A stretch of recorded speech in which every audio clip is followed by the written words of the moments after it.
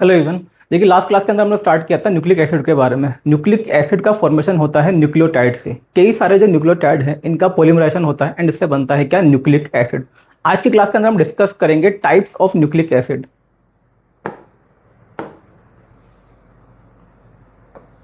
Types of nucleic acid.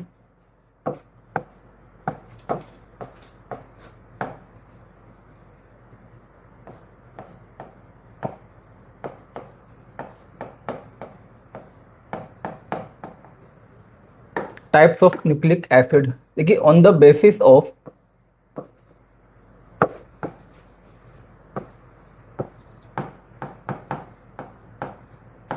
on the basis of chemical composition,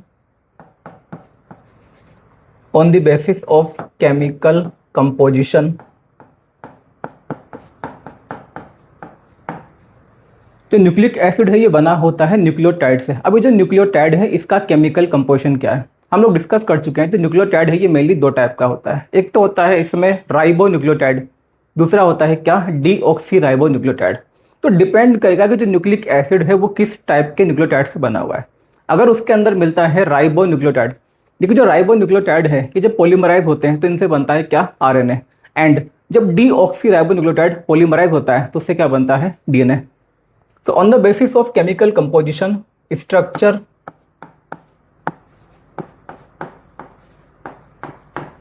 कुछ जो nucleic acid है वो तो होते हैं सिंगल स्टैंडर्ड एंड कुछ होते हैं कैसे, डबल स्टैंडर्ड। इसके अलावा फंक्शन।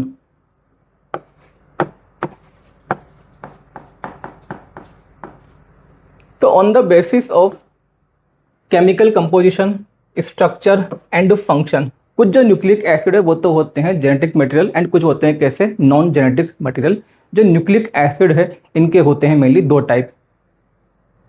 न्यूक्लिक एसिड के दो टाइप होते हैं। First one is DNA,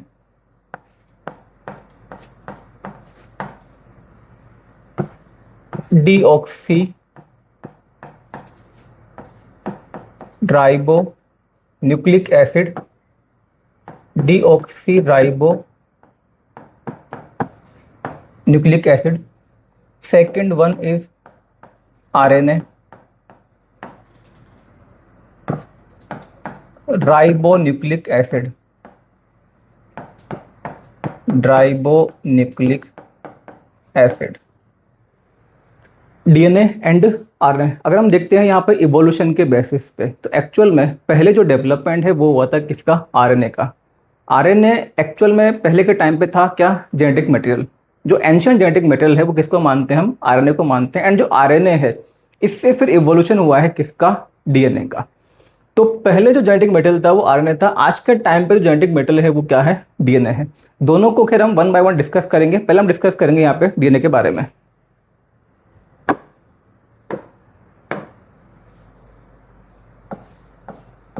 first one is DNA. देखिए डीएनए होता है most important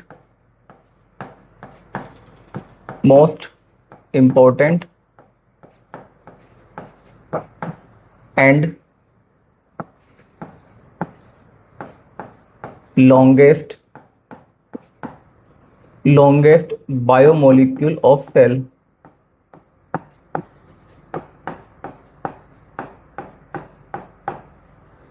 most important and longest biomolecule of cell. देखिए मोस्ट इंपॉर्टेंट क्योंकि इसके पास में होती है hereditary information, and longest biomolecule, cell के अंदर सबसे लंबा जो बायोमोलिक्यूल है वो क्या होता है, डीएनए होता है। देखिए जो डीएनए है कई सारे न्यूक्लियोटाइड से बना होता है। डीएनए की जो लेंथ है हर एक स्पीशीज के अंदर वेरी करती है। तो डीएनए जो है आप बोल सकते हो कि सेल के अंदर सबसे लंबा जो बायोमोलिक्यूल है वो क्या होता है, डीएनए।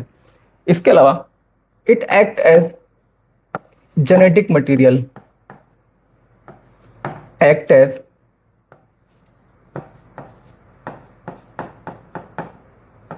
Genetic material. आज की डेट में जितने भी ऑर्गेनिज्म है सबके अंदर जो जेनेटिक मटेरियल है वो क्या होता है, डीएनए। अगर हम अपनी बात करते हैं मतलब ह्यूमन के बारे में, या फिर हम देखते हैं एनिमल्स, प्लांट्स, इकोलाई मतलब बैक्टीरिया, जो भी बैक्टीरिया हो, तो चाहे प्लांट हो, बैक्टीरिया हो, एनिमल हो, ह्यूमन बीइंग हो, सबके अंदर जो जेनेटिक मटेरियल है वो क्या होता है, डीएनए होता है। आज के डेट में केवल कुछ वायरस ऐसे हैं, कुछ वायरस, सारे वायरस नहीं, कुछ वायरस ऐसे हैं जिनके पास आज भी जेनेटिक मटेरियल एक्चुअल में आरएनए है। अदरवाइज अगर हम कुछ वायरस को छोड़ देते हैं तो बाकी जितने भी ऑर्गेनिज्म है सबके अंदर जो जेनेटिक मटेरियल है वो क्या होता है, डीएनए। तो सबके अंदर जेनेटिक मटेरियल डीएनए है, बट इसका एक्सेप्शन भी है। इसका एक्सेप्शन है वायरस। कुछ वायरस ऐसे होते हैं जिनके पास में जेनेटिक मटेरियल डीएनए नहीं होता बल्कि क्या होता है, आरएनए होता है। इस तरह के वायरस को हम बोलते हैं राइबो वायरस। इनको हम बोलते हैं राइबो वायरस या इन्हीं को हम बोल सकते हैं आरएनए वायरस। देखिए जो डीएनए है, डीएनए के पास में कुछ ऐसी यूनिक प्रॉपर्टीज होती हैं जो कि किसी दूसरे बायोमोलिक्यूल के पास में नहीं होती हैं। एंड जो प्रॉपर्टी है यही इसको बेटर जेनेटिक मटेरियल यहाँ पे बनाती हैं। It has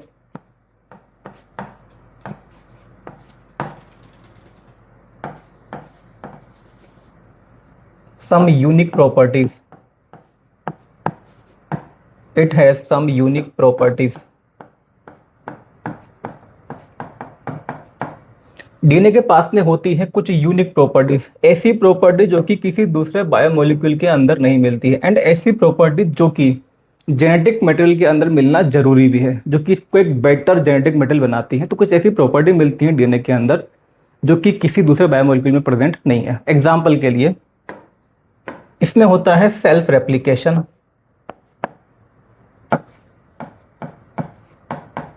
self replication.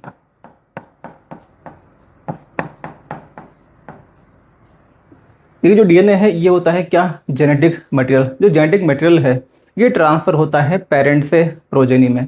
Simple सी बात है, जो पेरेंट के पास में जो भी इंफॉर्मेशन है उसको as it is without any change transfer करना है किसके अंदर, प्रोजेनी के अंदर।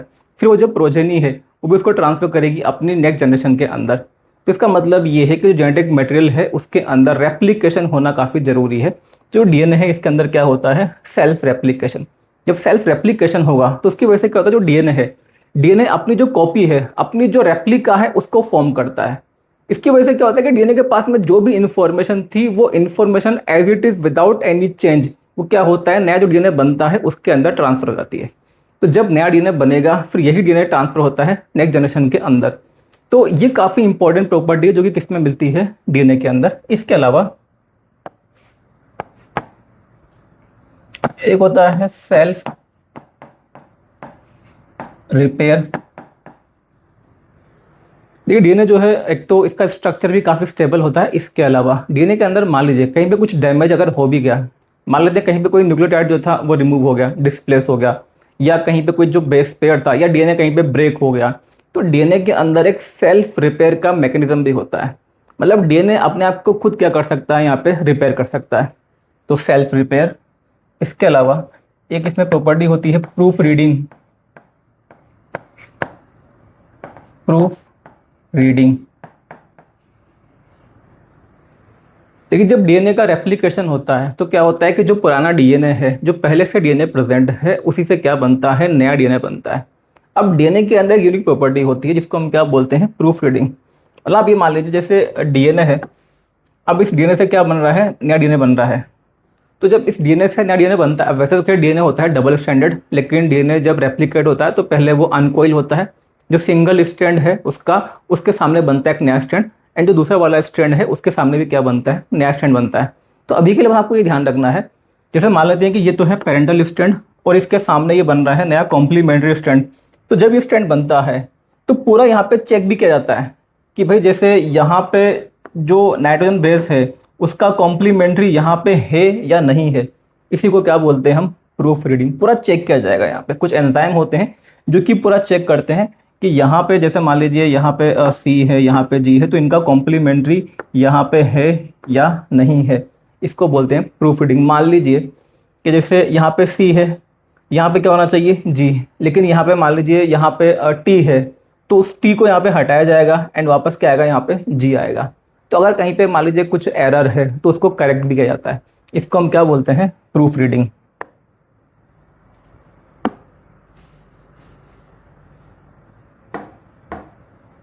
अब देखिए जो स्पेसिफिकली ये जो दो प्रॉपर्टी हैं, self repair and proof reading, ये तो स्पेसिफिकली आपको किसके अंदर मिलती हैं, डीएनए के अंदर।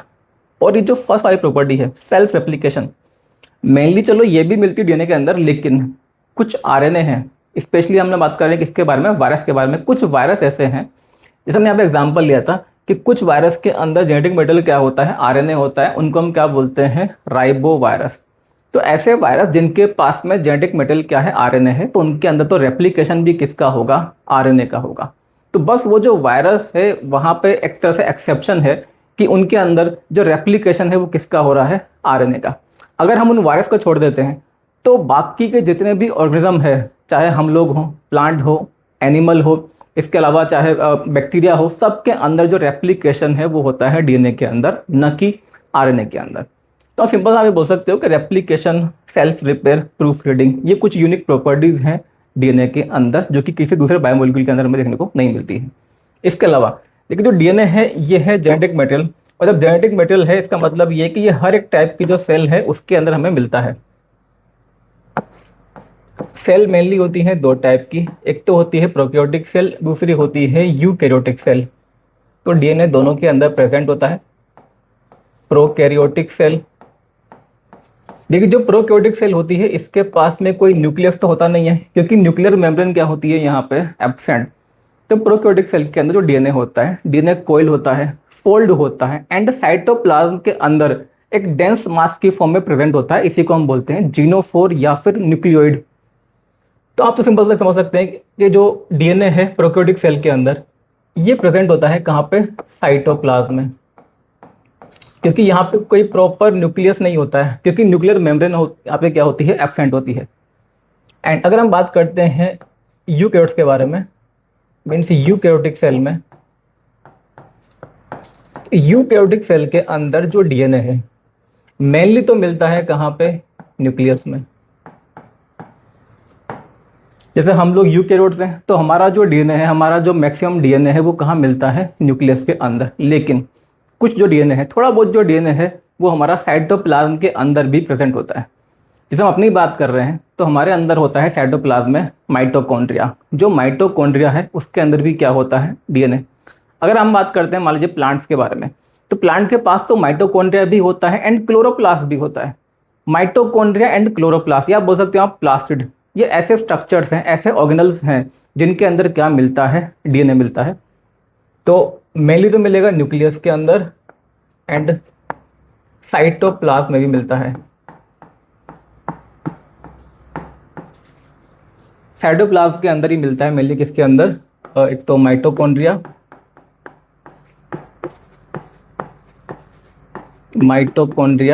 एंड जो भी प्लास्टिड्स होते हैं इनके अंदर। माइटोकॉन्ड्रिया एंड जो भी प्लास्टिड्स हैं, क्लोरोप्लास्ट, क्रोमोप्लास्ट, ल्यूकोप्लास्ट, इनके अंदर भी मिलेगा। इसके अलावा जो डीएनए है इसकी अलग अलग फॉर्म्स हमें देखने को मिलती हैं। डीएनए कैन बी सर्कुलर और लीनियर।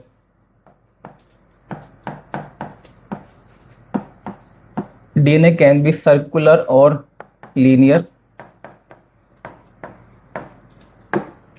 देखिए सर्कुलर का मतलब ये है कि जो डीएनए है, जैसे मान लेते हैं ये इस तरह से, ये तो हो गया सिंगल स्ट्रैंड, और ये एक स्ट्रैंड और बना लेते हैं, ये हो गया एक्चुअल में क्या, double stranded circular DNA. And यहाँ बना लेते हैं हम लीनियर। जो डीएनए है ये सर्कुलर भी हो सकता है एंड लीनियर भी हो सकता है। जो सर्कुलर डीएनए है ये मिलता है प्रोकैरियोट्स के अंदर,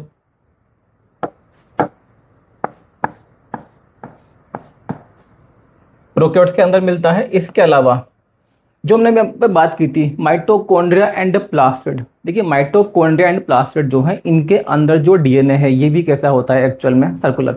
जो माइटोकॉन्ड्रिया एंड प्लास्टिड है ये हम मानते हैं कि इनका जो इवोल्यूशन है एक्चुअल में ये प्रोकैरियोटिक सेल से ही हुआ है, ठीक है ना। कि जो प्रोकैरियोटिक सेल है उसके पास भी डीएनए कैसा होता है, सर्कुलर डीएनए। एंड जो माइटोकॉन्ड्रिया एंड प्लास्टिड है इनके पास भी डीएनए कैसा होता है, circular.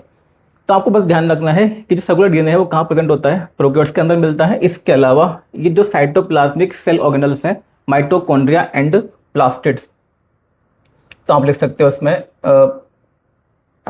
In cytoplasm of eukaryotic cell. जो यूकेरियोटिक सेल का साइटोप्लाज्म है, इसके अंदर जो भी स्ट्रक्चर मिलते हैं, कौन से स्ट्रक्चर, माइटोकॉन्ड्रिया एंड प्लास्टिड, तो उसके अंदर भी जो डीएनए है वो कैसा होता है, सर्कुलर होता है। एंड जो लीनियर डीएनए है ये मिलता है किसके अंदर, यूकेरियोट्स के अंदर, ये मिलेगा यूकेरियोट्स के अंदर। एंड यूकेरियोट्स में भी कहाँ मिलता है, ये न्यूक्लियस के अंदर।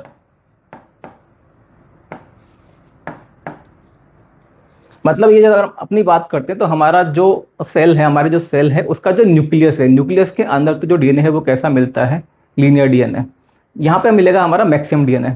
इसके अलावा हमारा जो साइटोप्लाज्म है उसके अंदर मिलते हैं क्या, माइटोकॉन्ड्रिया। माइटोकॉन्ड्रिया के अंदर जो डीएनए है वो कैसा होता है, सर्कुलर होता है, डबल स्टैंडर्ड सर्कुलर डीएनए। अगर हम प्लांट की बात करते हैं तो प्लांट के पास तो माइटोकॉन्ड्रिया भी होता है एंड प्लास्टिड भी होते हैं। तो माइटोकॉन्ड्रिया एंड प्लास्टिड दोनों के अंदर ही जो डीएनए है वो कैसा होता है, सर्कुलर होता है। तो आपको ध्यान रखना, अगर डीएनए मिल रहा है न्यूक्लियस के अंदर तब तो वो मिलता है कैसा, लीनियर।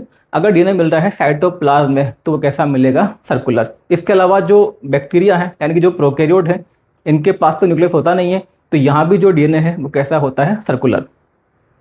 ये तो बात होगी इसमें डीएनए की कुछ जनरल चीज़ों के बारे में। अब हम देखेंगे इसमें डीएनए के स्ट्रक्चर के बारे में, structure of DNA.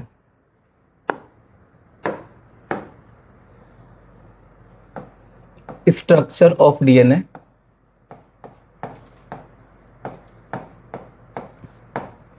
Structure of DNA.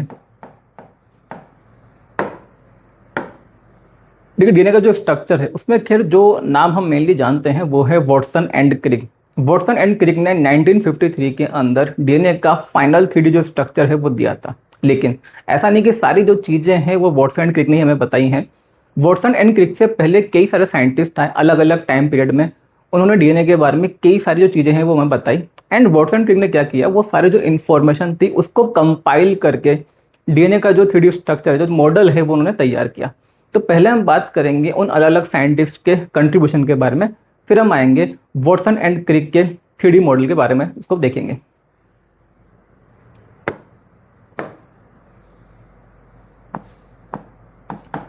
First one is P.A. Lewin.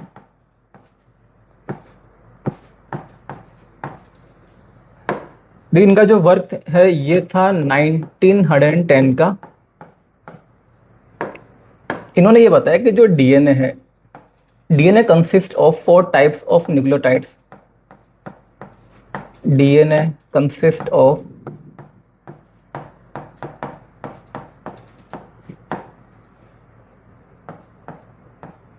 4 types of nucleotides.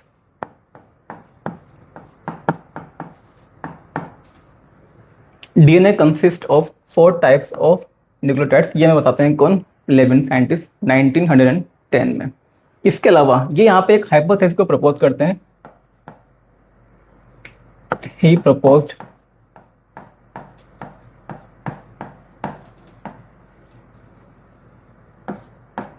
Tetranucleotide,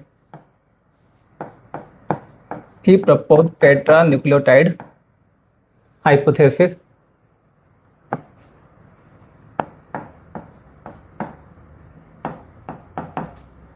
he proposed tetranucleotide hypothesis।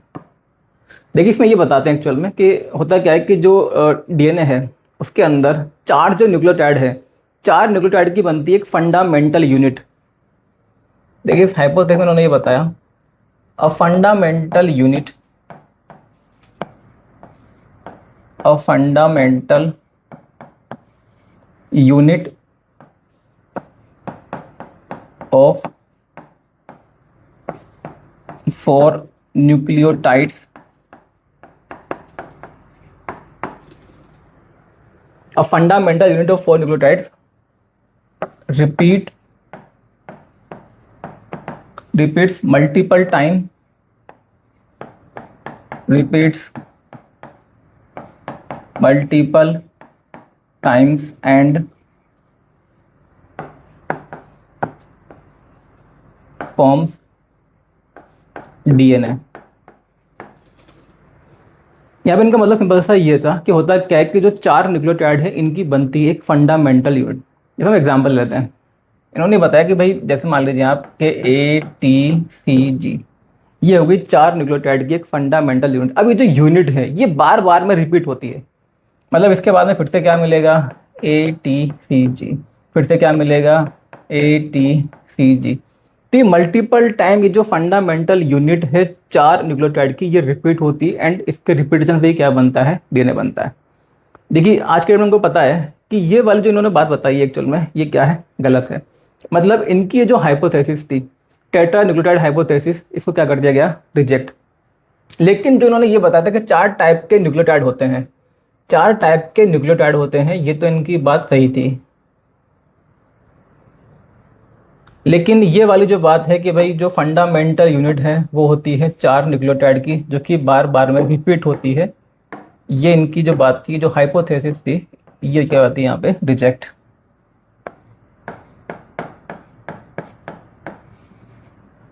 भाई सिंपल सी बात है, अगर मान लीजिए सेम टाइप की सीक्वेंस ही अगर रिपीट होगी, फिर तो जो जीन है, भाई जीन के अंदर इंफॉर्मेशन कैसे आती है, जीन क्या है, gene is specific sequence of nucleotide.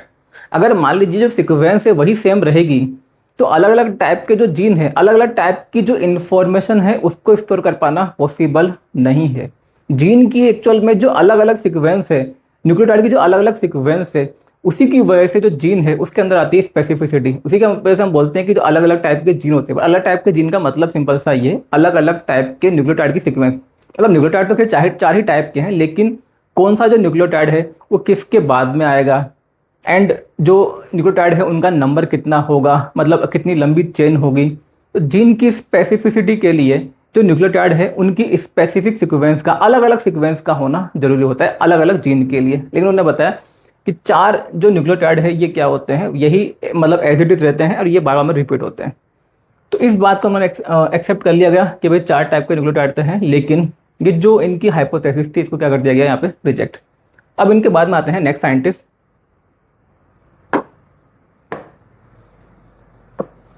Next इसमें आते हैं एरविन चारगाफ।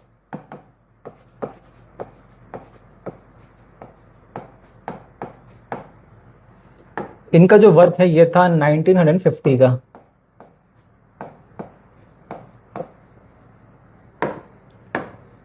ये चारगाफ जो है, चारगाफ ने जो भी वर्क किया था डीएनए के ऊपर, इससे काफ़ी हेल्प मिलती है डीएनए को फाइनल स्ट्रक्चर को देने के लिए। मतलब वॉटसन एंड क्रिक जो थे, इन्होंने चारगाफ की जो फाइंडिंग थी एंड कुछ अदर जो साइंटिस्ट थे उनकी जो इन्फॉर्मेशन थी उसको यूज़ किया था डीएनए के फाइनल स्ट्रक्चर को देने के लिए। चारगाफ देखिए यहाँ पे क्या करते हैं, चारगाफ क्या करते हैं, अलग अलग जो स्पीशीज है उसके डीएनए को लेते हैं एंड ये परफॉर्म करते हैं उसका chemical analysis. Chemical analysis of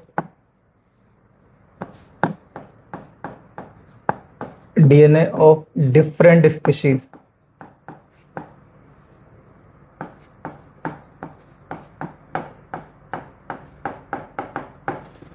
लेकिन चारगाफ ने समय क्या किया, जो अलग अलग स्पीशीज थी जैसे कि ह्यूमन बींग, ई कोलाई, इसके अलावा कुछ प्लांट जैसे कि वीट, इसके अलावा और भी कई सारे एनिमल्स, तो अलग अलग जो स्पीशीज है उसका जो डीएनए है उसको लेते हैं ये एंड उसका परफॉर्म करते हैं ये केमिकल एनालिसिस।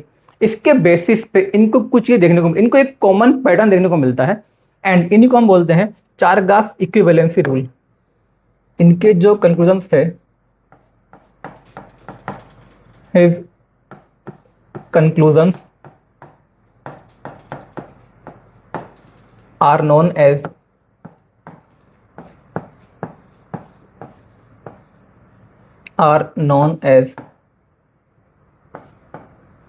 Chargaff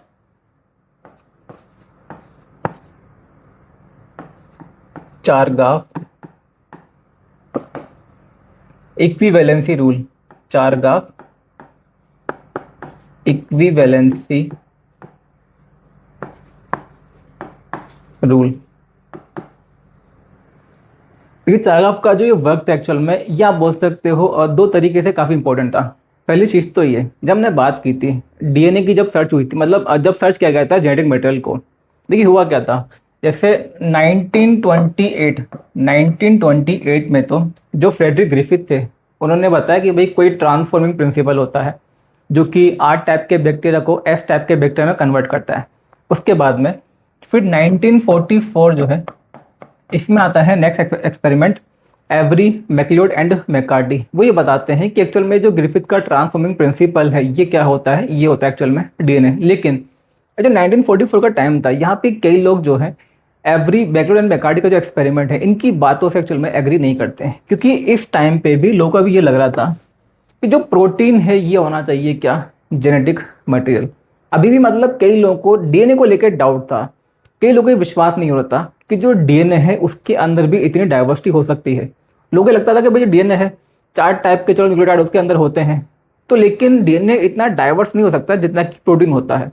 अब देखिए यहाँ पे होता क्या है, खैर जो प्रूफ है यहाँ पे, जो फाइनल प्रूफ है वो तो हमको मिलता है कब, 1952 में हर्शे एंड चेस के एक्सपेरिमेंट से। लेकिन इस समय क्या हुआ था, इसी समय मतलब 1950 में हम बात कर रहे हैं चारगाफ के बारे में।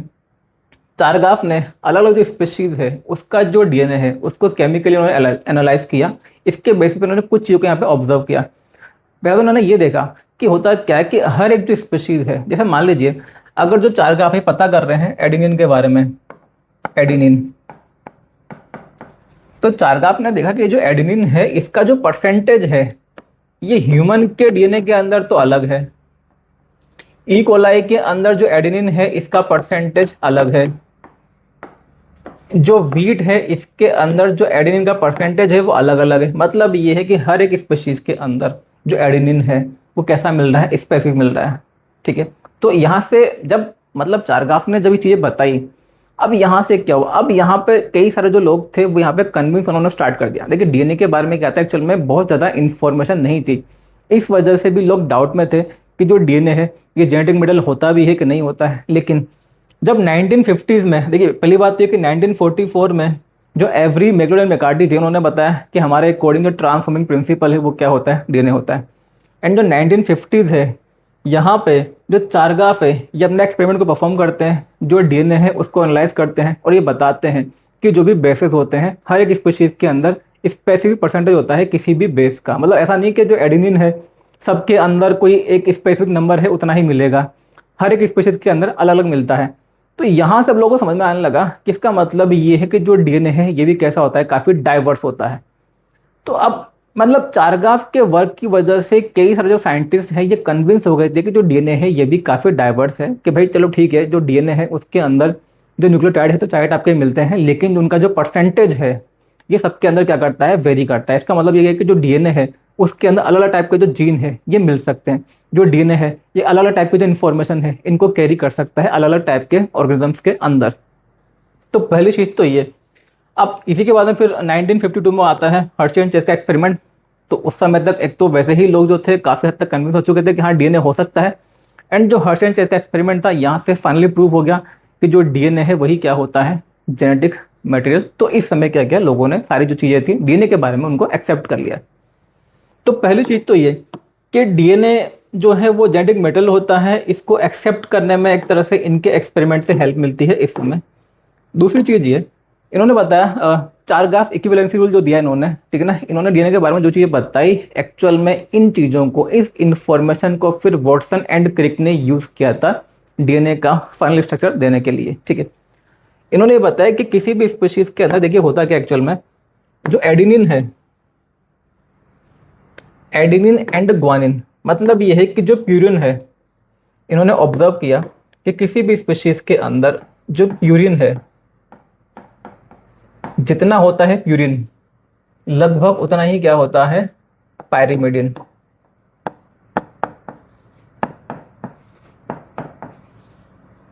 देखिए लगभग तो हम इसलिए बोल रहे हैं क्योंकि ऑब्वियस सी बात है जब कोई एक्सपेरिमेंट किया जाता है तो जो भी एक्सपेरिमेंट है उसकी अपनी एक लिमिटेशन होती है, तो उसके बेसिस पे ही जो परसेंटेज मिल पाता है। आज के डेट में तुमको पता है कि जितना प्यूरिन है एग्जैक्टली उतना ही क्या होगा, पायरिमिडिन होगा। प्यूरिन के अंदर क्या आते हैं, A+G, एंड पायरिमिडिन के अंदर क्या आते हैं, T+C। इसका मतलब ये है अगर हम करते हैं purine by pyrimidine, purine by pyrimidine, मतलब ये है कि A+G बाय T+C ये क्या हो जाएगा, ये हो जाएगा एक्चुअल में 1। तो उन्होंने ऑब्जर्व किया कि भाई चाहे जो डीएनए है ये ह्यूमन का हो, चाहे डीएनए हो किसका, बैक्टीरिया का, चाहे डीएनए हो किसका, वीड का, चाहे डीएनए हो किसी अदर एनिमल का, सबके अंदर कॉमन चीज क्या है, जितना होता है प्यूरिन उतना ही क्या होता है, पायरिमिडिन। इसी को हम क्या बोलते हैं, चारगाफ इक्विवेलेंसी रूल। इसके अलावा इन्होंने कुछ और चीज भी यहाँ पे ऑब्जर्व की। मोलर कंसंट्रेशन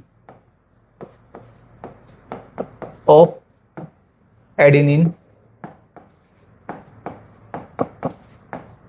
जितना इनको मिला किसी भी स्पीशीज के अंदर एडेनिन, इन्होंने देखा कि उतना ही क्या होता है एक्चुअल में, थायमिन भी होता है।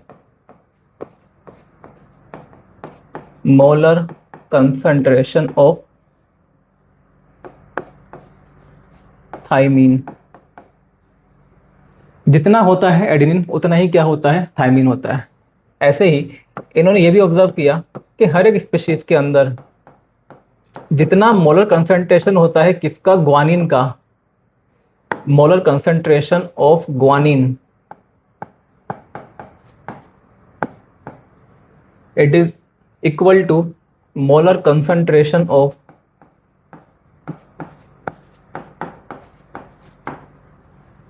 साइटोसिन।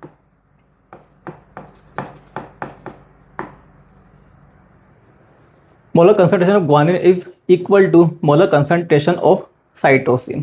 ठीक है, तो उन्होंने देखा कि भाई हर एक स्पीशीज के अंदर क्या हो रहा है, जितना मिलता है एडेनिन उतना ही क्या होता है, थायमिन, एंड जितना होता है ग्वानिन उतना ही क्या होता है, साइटोसिन। अब देखिए हुआ क्या था, ये जो इन्फॉर्मेशन है इसको यूज किया था वॉटसन एंड क्रिक ने। जो वॉटसन एंड क्रिक थे, पहले तो ये लोग ये सोच रहे थे कि जैसे मान लीजिए एडेनिन है, कि भाई जो एडेनिन है, इन्होंने ये सोचा था कि जो एडेनिन है ये पेयरिंग करता हुआ किसके साथ में, एडेनिन के साथ में। अब लेकिन हुआ क्या, अगर एडेनिन एडेनिन पेयरिंग करेगा तो उसकी वजह से क्या होगा, एडेनिन क्या है, प्यूरिन है। जो प्यूरिन है हम डिस्कस कर चुके, जो प्यूरिन है उसके अंदर क्या होती है, उसके अंदर होती है दो रिंग। तो दो रिंग तो इसकी हो गई एंड दो रिंग हो गई इसकी, कितनी हो गई ये, चार रिंग। तो मतलब जो डायमीटर है ये काफ़ी ज़्यादा हो जाएगा। दूसरी बात, अगर मान लीजिए थायमिन है, थायमिन करेगा पेयरिंग किसके साथ में, थायमिन के साथ। तो थायमिन क्या है, पायरिमिडिन है। पायरिमिडिन के अंदर होती है क्या, सिंगल रिंग। तो एक रिंग तो इसके पास में है और एक रिंग इसके पास में, तो कितनी हो गई, दो रिंग। मतलब अगर ए और ए पेयरिंग करेंगे तब तो कितनी हो जाएगी, चार रिंग हो जाएगी। तो मतलब जो विड्थ है डीएनए का, जो डायमीटर है वो ज़्यादा हो जाएगा। एंड अगर थायमिन थायमिन पेयरिंग करेंगे, थायमिन में होती है सिंगल रिंग, तो एक और एक कितने आएंगे, दो आएंगे। तो मतलब कहीं तो डीएनए ज़्यादा हो जाएगा डायमीटर, कहीं तो डीएनए का डायमीटर क्या हो जाएगा, कम हो जाएगा। तो इस चीज़ में थोड़ा सा उनको कन्फ्यूजन था।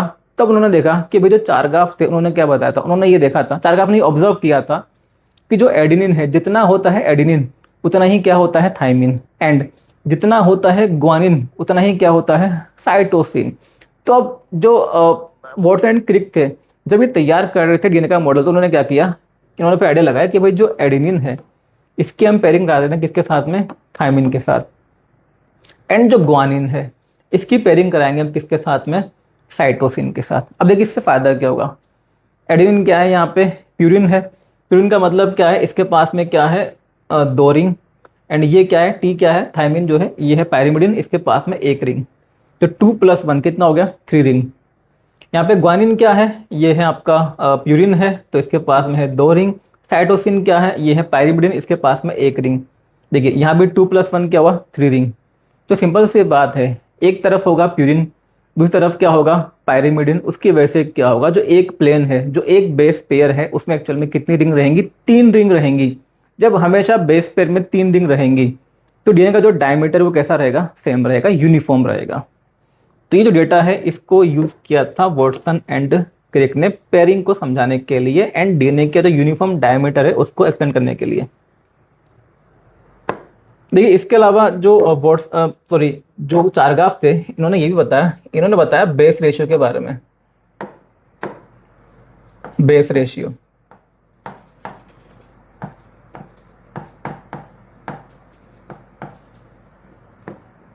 जो बेस रेशियो है ये हर एक स्पीशीज का कांस्टेंट होता है, constant for a species, constant for a species. अब देखिए बेस रेशियो का एक्चुअल में मतलब क्या होता है, बेस रेशियो होता है A plus T bye ji plus सी। आपसे पूछा जाता है बेस रेशियो तो क्या बताएंगे, ए प्लस टी बाय जी प्लस सी। देखिए चार ग्राफ का ये इक्विवेलेंसी वाला रूल नहीं है, जो इक्विवेलेंसी रूल है वो तो अलग है। जो इक्विवेलेंसी रूल है वो अलग है, वो है पीरियड बाय पाइरीमिडिन। ये क्या है, A plus ji bye T plus C, A plus ji bye T plus C, ये है इक्विवेलेंसी रूल। ए प्लस जी बाय टी प्लस सी यानी कि पीरियड बाय पाइरीमिडिन कितना होता है, 1 होता है। लेकिन यहाँ पे क्या है, A plus T by G plus C, ये कभी भी 1 नहीं आएगा, या तो ये आता है लेस देन 1 या फिर ये आता है क्या, मोर देन 1। बेस रेशियो कभी भी 1 नहीं आता है, it is equal to less than 1 और मोर देन 1। सिंपल सी बात है, डिपेंड करता है कि दोनों में से किसका कंटेंट ज़्यादा है। अगर मान लीजिए 80 ज़्यादा है, अगर 80 ज़्यादा है जीसी से तो वैल्यू कितनी आएगी, मोर देन 1। और अगर जीसी ज़्यादा है 80 से तो वैल्यू कितनी आएगी, लेस देन 1। देखिए होता क्या एक्चुअल में, जो प्रोकैरियोट्स होते हैं, प्रोकैरियोट्स के अंदर जो जीसी कंटेंट है, प्रोकैरियोट्स के अंदर एक्चुअल में जो जीसी कंटेंट है, मतलब G plus C is greater than A plus T. Prokaryotes के पास में जीसी ज़्यादा होता है, इसलिए जो प्रोकैरियोटिक डीएनए इसको हम बोलते हैं जीसी रिच डीएनए। तो प्रोकैरियोट के केस में क्या होगा, जो वैल्यू है वो कितनी आएगी, लेस देन 1।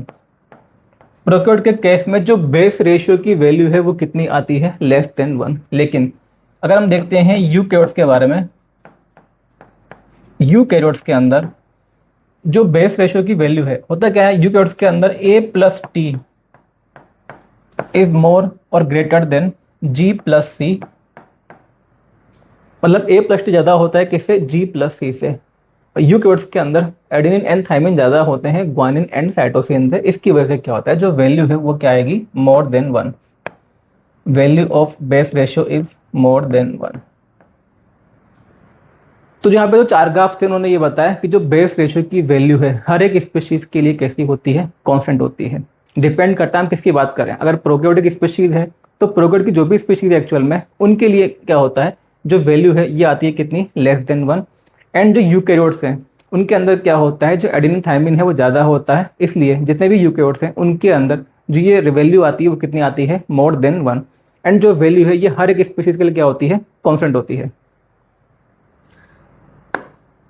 देखिए चार ग्राफ का जो इक्विवेलेंसी रूल है, इसके बेसिस पे हम कई सारी चीज़ें यहाँ पे डीएनए के बारे में बता सकते हैं। पहली बात आपको ये ध्यान रखनी है कि चार ग्राफ का जो इक्विवेलेंसी रूल है ये एप्लीकेबल होता है किसके ऊपर, डबल स्ट्रैंडेड डीएनए के ऊपर, या ऐसा न्यूक्लिक एसिड जिसमें कितने स्ट्रैंड है, डबल स्ट्रैंड है। एंड जो डबल स्ट्रैंड वाला न्यूक्लिक एसिड है वो क्या होता है, डीएनए, न कि आरएनए।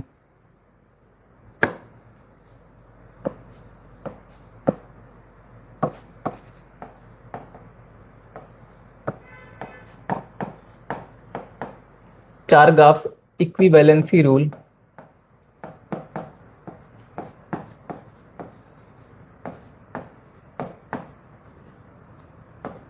is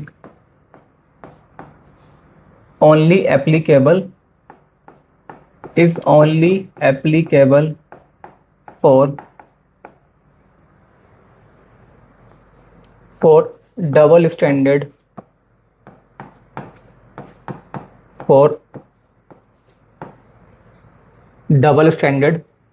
nucleic acid,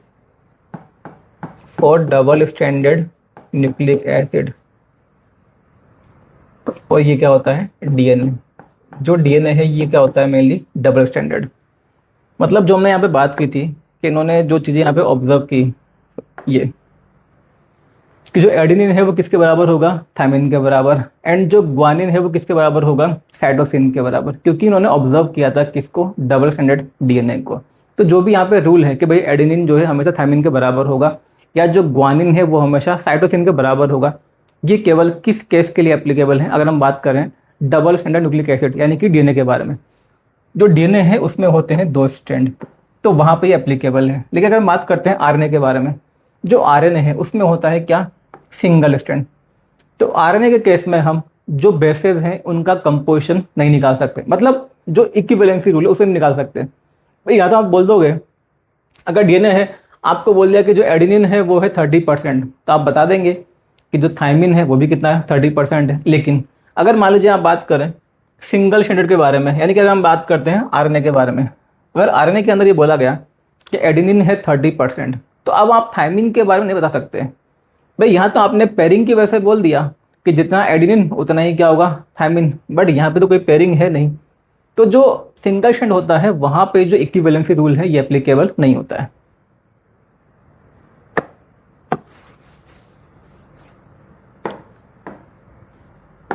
अब देखिए इसके बेस पे कुछ क्वेश्चन जो है वो पूछे जाते हैं। जैसे एग्जांपल ले लेते हैं हम। अगर मान लीजिए आपको ये दिया हुआ है इन 100 बेस पेयर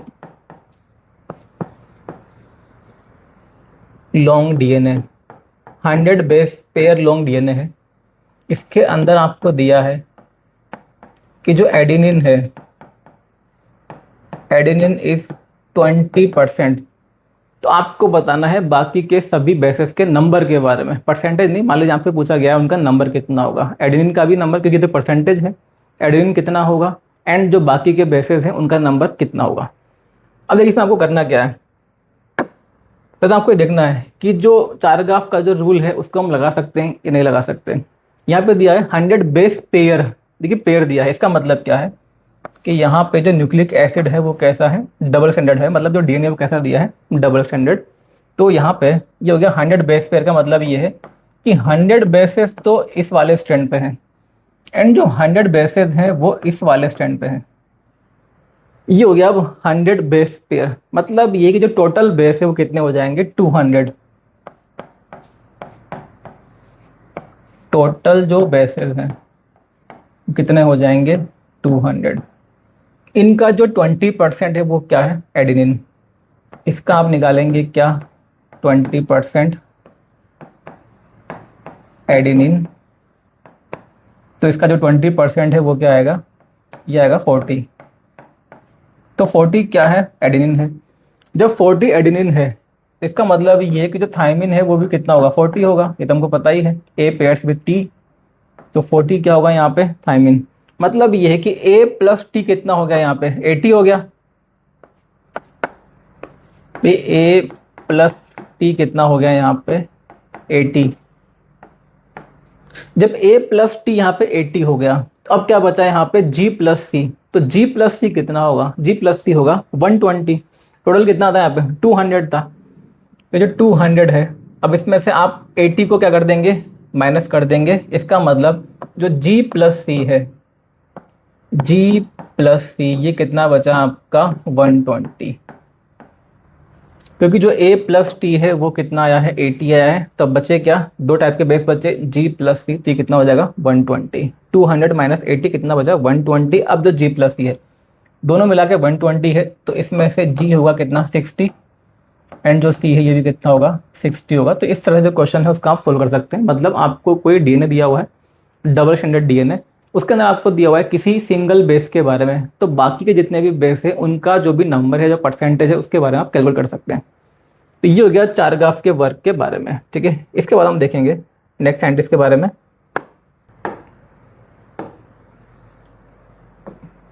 नेक्स्ट है इसमें Franklin and Wilkins. Franklin and Wilkins,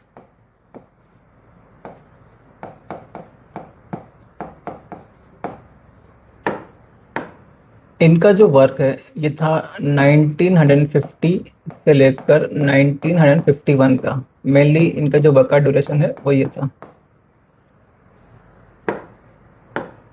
देखिए फ्रैंकलिन एंड जो विल्किंस थे, इनका जो भी एक्सपेरिमेंट था, ठीक है, इन्होंने जो भी चीज़ें बताया एक्चुअल में डीएनए के बारे में, ये काफ़ी इंपॉर्टेंट साबित होती हैं डीएनए के फाइनल स्ट्रक्चर को देने के लिए।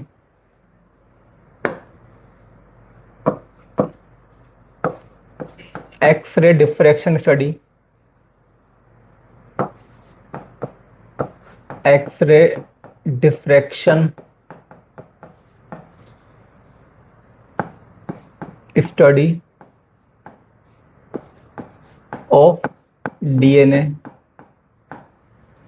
Bye x ray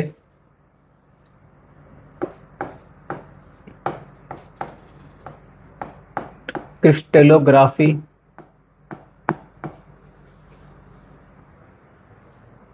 technique, X ray crystallography technique. Actually देखिए जो स्टडी है, मतलब ये जो टेक्निक है एक्सरे क्रिस्टेलोग्राफी टेक्निक, इसको उस टाइम पे यूज़ किया जाता था। जैसे मान लीजिए आप, जैसे हम बात करें कोल के बारे में या हम बात करते हैं ग्रेफाइट के बारे में, तो इनका जो स्ट्रक्चर है उनको पता करने के लिए, मतलब यहाँ पे किस तरह का जो एटम्स का अरेंजमेंट है, जो स्ट्रक्चर है उसको प्रॉपर पता करने के लिए जो टेक्निक है एक्सरे क्रिस्टेलोग्राफी टेक्निक, इसको यूज़ किया जाता था। तो इस टेक्निक को एक्चुअल में अब यूज़ किया गया किसके लिए? डीएनए के लिए। डीएनए का जो स्ट्रक्चर है उसको पता करने के लिए इस टेक्निक को यहाँ पे यूज़ किया गया। इसमें जो कंट्रीब्यूशन है वो किसका था? फ्रैंकलिन का एंड विल्किंस था। तो उन्होंने एक्सरे को यूज़ किया। देखिए उन्होंने पहले तो क्या किया, जो डीएनए है डीएनए को प्योरीफाई किया, प्योरीफाई करके उसको फाइन जो फाइबर्स हैं उनमें अलाइन किया। उसके बाद में जो एक्सरे होती है, एक्सरे को किसी पर्टिकुलर एंगल से उस पर गिराते हैं, किस पे? डीएनए पे। अब डीएनए से जब वो एक्सरे टकराती हैं उसके बाद में उनका क्या होगा? डिफ्रैक्शन होगा। जब डिफ्रैक्शन होगा तो उस डिफ्रैक्शन पैटर्न को एक सेंसर पे रिसीव किया जाता है। एंड जो सेंसर पे जब वो रिसीव होता है तो उससे जो है एक तरह की जो इमेज है वो फॉर्म होती है। वो जो इमेज है उसको फिर इंटरप्रेट किया जाता है।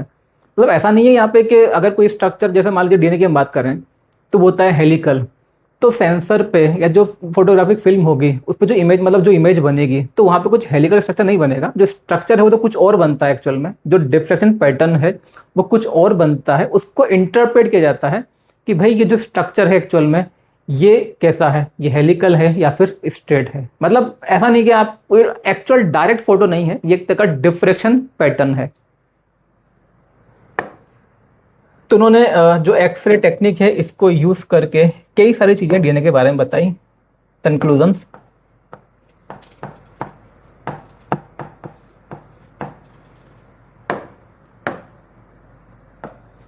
एक के साथ जो कंक्लूजन है वो ये था कि डीएनए जो है ये कोई स्ट्रेट मॉलिक्यूल नहीं है, डीएनए इज हेलिकल। काफ़ी important cheese, DNA is helical molecule.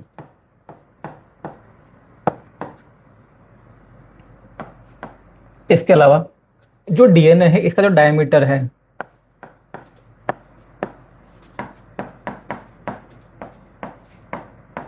Diameter of DNA ये होता है करीब कितना? 20 एंगस्ट्रॉम। 20 एंगस्ट्रॉम मतलब 2 नैनोमीटर।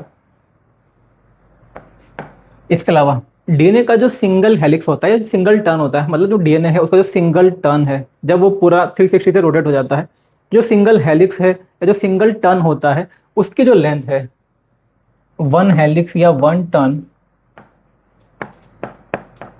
वन हेलिक्स या वन जो टर्न होता है इसकी जो लेंथ है इन्होंने मेजर की कितनी? 34 एंगस्ट्रॉम। 34 एंगस्ट्रॉम, या बोल सकते हैं क्या 3.4 नैनोमीटर। इसको इन्होंने यहाँ पे ऑब्जर्व किया कि जो वन हेलिक्स होता है इसके अंदर 10 यहाँ पे जो लेयर्स हैं वो हमें देखने को मिलती हैं।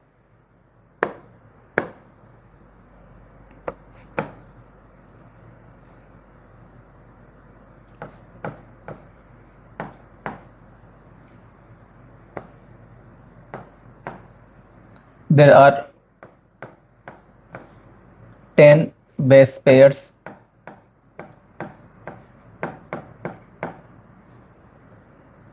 in one helix। जो वन हेलिक्स है या जो वन टर्न होता है उसमें कितने बेस पेयर मिलते हैं? 10 बेस पेयर मिलते हैं। तो अब इनको ये तो पता ही था कि वन जो हेलिक्स है उसकी लेंथ कितनी है? 34 एंगस्ट्रॉम। एंड जो एक हेलिक्स है उसके अंदर जो बेस पेयर है वो कितने मिल रहे हैं? 10। तो उन्होंने इस तरह से मतलब 34 को डिवाइड कर दिया किससे? 10 से। एंड जो दो कंसिक्यूटिव बेसेस हैं या जो दो एडजेसेंट बेसेस हैं उनके बीच की जो डिस्टेंस है उन्होंने कैलकुलेट कर ली। So distance between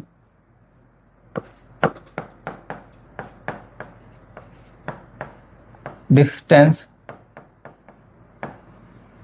between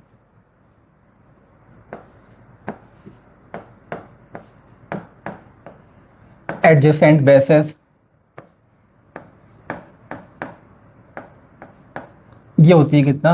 3.4 angstrom. 3.4 angstrom, या इसको हम बोल सकते हैं 0.34 नैनोमीटर। तो सारा जो डेटा है ये मिल जाता है जो फ्रैंकलिन एंड जो विल्किंस थे, इन्होंने जो यहाँ पे स्टडी की थी डीएनए की, वहाँ से हमें ये सारी चीज़ें पता चलती हैं। देखिए, तो ये सारी जो चीज़ें हैं इनको फिर यूज़ किया था। मतलब आप ये समझ सकते हो कि जो वाटसन एंड क्रिक थे उन्होंने मेनली चारगाफ की जो भी फाइंडिंग्स थी एंड यहाँ पे इन लोगों ने जो भी बताया था, इन जो इन्फॉर्मेशन है डीएनए के बारे में, इनको उन्होंने यूज़ किया था डीएनए का जो फाइनल स्ट्रक्चर है उसको देने के लिए। अब देखिए यहाँ पे एक्चुअल में ये इनकी जो भी फाइंडिंग्स थी एंड फिर इनके बेसिस पे वाटसन एंड क्रिक ने जो भी डीएनए का स्ट्रक्चर दिया था, इसके लिए एक्चुअल में इस समय काफ़ी कंट्रोवर्सीज भी हुई थी। मतलब इसके बाद में हुआ क्या था एक्चुअल में, जो फ्रैंकलिन साइंटिस्ट है, फ्रैंकलिन एंड विल्किन, देखिए दो अलग अलग साइंटिस्ट हैं। जो विल्किंस है करीब 1950 में इनका काम स्टार्ट होता है। 1950s में जो विल्किंस थे ये लंदन के ही एक कॉलेज में काम कर रहे थे एक्सरे क्रिस्टलोग्राफी टेक्निक पे। मतलब जो डीएनए है उसकी एक तरह से जो डिफ्रेक्शन स्टडी है उसको परफॉर्म कर रहे थे। इसके अलावा अब क्या होता है, जो फ्रैंकलिन है, फ्रैंकलिन एक काफ़ी अच्छी, मतलब बोल सकते हो काफ़ी ब्रिलियंट साइंटिस्ट थी इस फील्ड में। जो टेक्निक है X ray crystallography technique, X ray crystallography जो टेक्निक है, जो फ्रैंकलिन थी, जो फ्रैंकलिन का एक्चुअल में आप बोल सकते हो उस समय काफ़ी नाम था। मतलब इस टेक्निक में उनकी एक तरह से एक्सपर्टीज थी। मतलब जो बेस्ट पर्सन था उस समय इस टेक्निक के लिए वो कौन था, फ्रैंकलिन। तो होता क्या है यहाँ पे, जो जिस कॉलेज के अंदर, जिस यूनिवर्सिटी के अंदर मतलब जो विल्किंस थे जिस लैब में काम कर रहे थे, तो वहीं पे एक्चुअल में जो फ्रैंकलिन है इनको भी इन्वाइट किया जाता है। इनको एक तरह से जो रिसर्च फेलोशिप है वो दी जाती है कि भाई आप आओ यहाँ पे एंड जो एक्सरे डिफ्रेक्शन स्टडी है ना, उसको आपको परफॉर्म करना है। तो फ्रैंकलिन को बुलाया जाता है उसी कॉलेज के अंदर जहाँ पे काम कर रहे थे कौन, विल्किंस। जो विल्किंस एक्चुअल में ये समझ रहे थे कि ये तो मेन जो वर्क है वो इन्हीं का है एंड जो फ्रैंकलिन है ये शायद में इनकी वो होंगी, असिस्टेंट होंगी। लेकिन जो फ्रैंकलिन है इनको बुलाया गया था ऐसे आप बोल सकते हो प्रोजेक्ट हेड के फॉर्म में। तो ये भाई असिस्टेंट नहीं थी, एक तरह से प्रोजेक्ट को लीड कर रही थी। तो कुछ इस तरह की कुछ यहाँ पे चीज़ें ऐसी हुई जिनकी वजह से क्या हुआ, दोनों के बीच में जो राइवलरी थी एक तरह से आप बोल सकते हो वो स्टार्ट हो चुकी थी। दोनों ने एक दूसरे के साथ में कोऑपरेट नहीं किया। जो विल्किंस है इन्हीं के लैब को विजिट करते हैं वाटसन, और उस समय क्या होता है, जो वाटसन है एक्चुअली में क्या कहता है, जो फ्रैंकलिन थी इन्होंने डीएनए का जो एक्सरे डिफ्रेक्शन स्टडी है इसको किया था। उसके बेसिस पे इनकी काफ़ी फेमस इमेज है, एक फोटो है, फोटो 51 उसको बोलते हैं। वो जो फोटो 51 है, मतलब काफ़ी आप बोल सकते हो काफ़ी मेहनत के बाद में एक डीएनए की बहुत जो क्लियर पिक्चर है, मतलब डीएनए का काफ़ी जो स्पेसिफिक क्लियर जो डिफ्रेक्शन पैटर्न है इसको उन्होंने ऑब्टेन किया था, उसको हम बोलते हैं फोटो 51 के नाम से वो फेमस है। ठीक है, अब वो जो फोटो 51 था, जो विल्किंस एक्चुअल में, विल्किंस ने वो जो फोटो 51 है ये दिखाते हैं किसको, वाटसन को। जो वाटसन है, वाटसन को काफ़ी आइडिया था हेलिकल मॉलिक्यूल के डिफ्रेक्शन पैटर्न के बारे में। तो वाटसन जैसे ही उस डिफ्रेक्शन पैटर्न को देखते हैं फोटो 51 को, तो समझ जाते हैं कि भाई जो डीएनए है वो कैसा है, हेलिकल है। क्योंकि जो हेलिकल मॉलिक्यूल का जो डिफ्रेक्शन पैटर्न है उसके बारे में वाटसन को पहले से ही आइडिया था, पहली बात तो ये। इसके अलावा जो फ्रैंकलिन थी इनकी कुछ यहाँ पे अनपब्लिश्ड रिपोर्ट्स भी थी। वो जो अनपब्लिश्ड रिपोर्ट है उनको भी जो विल्किंस है ये शो कर देते हैं किसको, वाटसन एंड क्रिक को। तो आप भी समझ सकते हो कि जो फ्रैंकलिन है इनका जो भी वर्क था इससे काफ़ी हेल्प मिलती है वाटसन एंड क्रिक को अपना जो फाइनल स्ट्रक्चर है उसको देने में। तो इस वजह से आप ये मतलब अब कई सारे जो हिस्टोरियन है ये भी मानते हैं कि अगर मान लीजिए जो फ्रैंकलिन एंड विल्किंस है अगर ये आपस में कोऑपरेट कर लेते तो शायद जो डीएनए का फाइनल स्ट्रक्चर है उसके अंदर वाटसन एंड क्रिक का नाम नहीं आता, बल्कि नाम किसका आता, फ्रैंकलिन एंड विल्किंस का। क्योंकि यहाँ पे इन्होंने एक्चुअल में जो एक्सपेरिमेंट्स है ये काफ़ी परफॉर्म किए थे।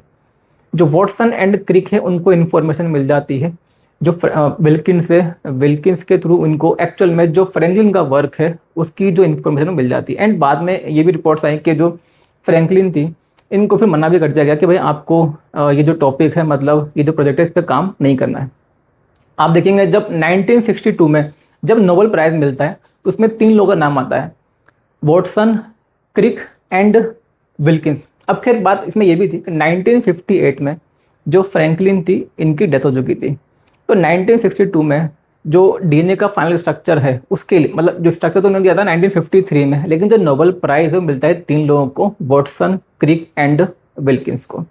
अब कई लोग इसकी खैर अपोजिट भी बातें करते हैं, बट जो भी चीज़ें हों, लेकिन आपको ध्यान बस ये रखना है कि इन्होंने जो भी यहाँ पे एक्स से डिफरेंशियल स्टडी की थी, उसका जो भी डेटा मिला था, उसके बिना जो ये वॉटसन क्रिक का जो स्ट्रक्चर है वो देना पॉसिबल नहीं था। आप समझ सकते हो ये जो भी इंपॉर्टेंट डेटा है कि भाई डीएनए कैसा होता है, हेलिकल होता है, डायमीटर के बारे में जो भी आइडिया लगाया उनको, तो ये सारी चीज़ें जो है इनको पता चली है कहाँ से, फ्रैंकलिन एंड विल्किंस के एक्सपेरिमेंट से। एक्चुअल में जो मेन वर्क है यहाँ पे किसका था, वो फ्रैंकलिन का था। इसके अलावा जो चारगाफ ने चीज़ें बताई थी, तो चारगाफ ने जो भी केमिकल एनालिसिस किया था डीएनए का, इसके अलावा फ्रैंकलिन एंड विल्किंस का जो भी वर्क था, इसको फिर उन्होंने यूज़ किया है किसने, वॉटसन एंड क्रिक ने, डीएनए का एक जो फाइनल मॉडल है उसको देने में। तो हम बात करेंगे वॉटसन एंड क्रिक के मॉडल के बारे में।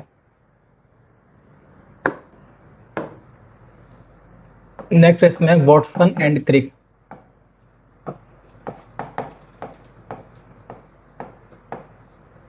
Watson and Crick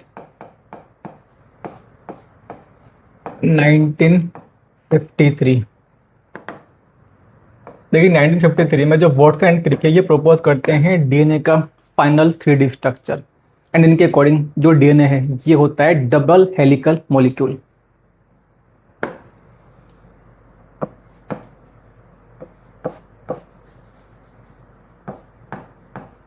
They proposed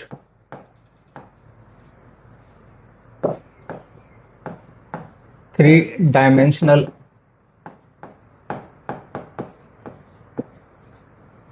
structure of DNA, three-dimensional structure of DNA। देखिए जो भी एक्स-रे डिफ्रैक्शन स्टडी हुई थी, जो हमने डिस्कस किया यहाँ पे, ये एक तो ये, इसके अलावा कुछ चीज़ें जो कि बताई थी किसने, चारगाफ ने, उनके बेसिस पे जो भी इंफॉर्मेशन थी उनको यूज़ करते हुए जो वॉटसन एंड क्रिक है, इन्होंने यहाँ पे डीएनए का जो फाइनल स्ट्रक्चर है, डीएनए का जो 3D स्ट्रक्चर है, जो मॉडल है, उसको बनाना यहाँ पे स्टार्ट किया, ठीक है। एंड 1953 के अंदर नेचर जर्नल के अंदर, नेचर जो एक काफ़ी फेमस जर्नल होता है, उस जर्नल के अंदर पब्लिश होता है इनका वर्क, डीएनए का फाइनल स्ट्रक्चर। एंड ये बताते हैं कि जो डीएनए है ये होता है double helical molecule. According to them,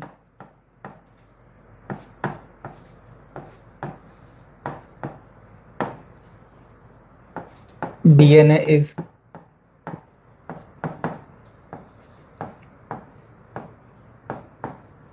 double helical molecule।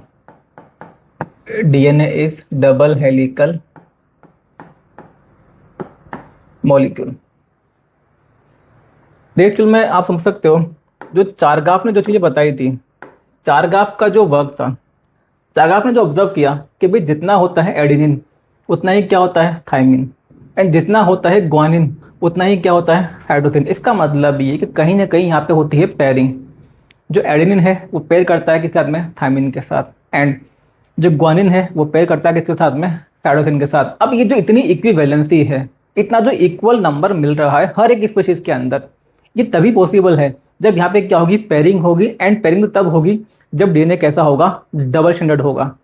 तो चारगाफ का जो वर्क था, यहाँ से इनको आइडिया लगा कि भाई जो डीएनए है ये सिंगल स्टैंडर्ड तो नहीं हो सकता, ये कैसा होगा, डबल स्टैंडर्ड होगा, तभी इतनी जो इक्विवेलेंसी है मिल सकती है। पहली बात तो ये। दूसरी बात, जो यहाँ पे डिफ्रैक्शन पैटर्न था, इसे क्या पता चला, जो मतलब इनको जो इमेज मिली उस इमेज से समझ में आ रहा था कि जो डिफ्रैक्शन पैटर्न है ये किसी स्ट्रेट मॉलिक्यूल का तो नहीं है, ये एक्चुअल में हेलिकल टाइप के मॉलिक्यूल का है। तो पहली बात तो ये कि सिंगल स्टैंड नहीं है, कैसा है ये, डबल स्टैंडर्ड है। दूसरी बात, स्ट्रेट नहीं है, कैसा है ये, हेलिकल है। तो उन्होंने क्या बोल दिया, DNA is double helical molecule.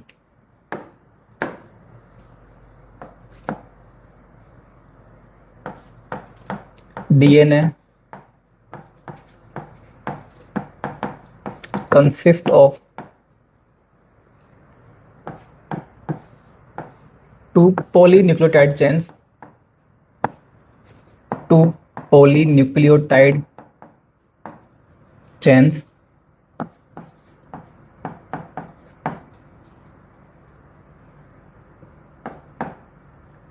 twisted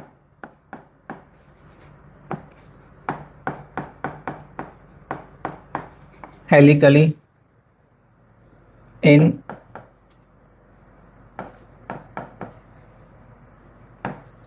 right handed direction, in right handed direction,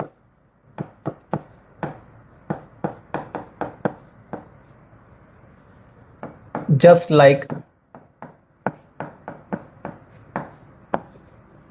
a rope ladder, just like a rope ladder with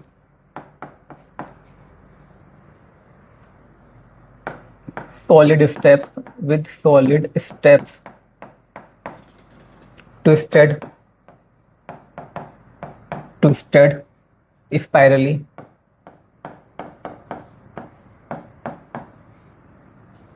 इन्होंने बताया कि जो डीएनए है ये बना होता है दो पॉलीन्यूक्लियोटाइड चेन का, twisted helically in right handed direction just like a rope ladder with solid steps twisted spirally. DNA के अंदर क्या होता है, दो चेन मिलती हैं, पॉलीन्यूक्लियोटाइड चेन, एंड ये जो है एक्चुअल में हेलिकली ये ट्विस्टेड रहती है राइट हैंडेड डायरेक्शन में। अब इसको उन्होंने कंपेयर किया है किससे, जैसे मान लीजिए आप कि कोई रोप लेडर है, जैसे देखिए ये रोप लेडर है, ऐसी रोप लेडर जिसमें जो स्टेप्स हैं ये किसके हों, वुड के हों। तो ये रोप लेडर मतलब ये वाला पार्ट, ये तो पूरा रोप वाला पार्ट है, एंड ये वाला पार्ट किसका बना हुआ है, वुड का। जो स्टेप्स है वो कैसे हैं, सॉलिड है। तो इस तरह की जो रोप लेडर है, अगर मान लीजिए इसको आप राइट हैंडेड डायरेक्शन में इस तरह से ट्विस्ट कर देते हैं तो जो स्ट्रक्चर यहाँ पे फॉर्म होगा कुछ ऐसा ही स्ट्रक्चर होता है किसका, डीएनए का।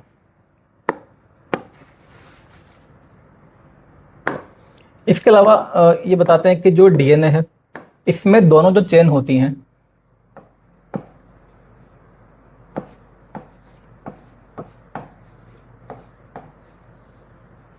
both the polynucleotide chains are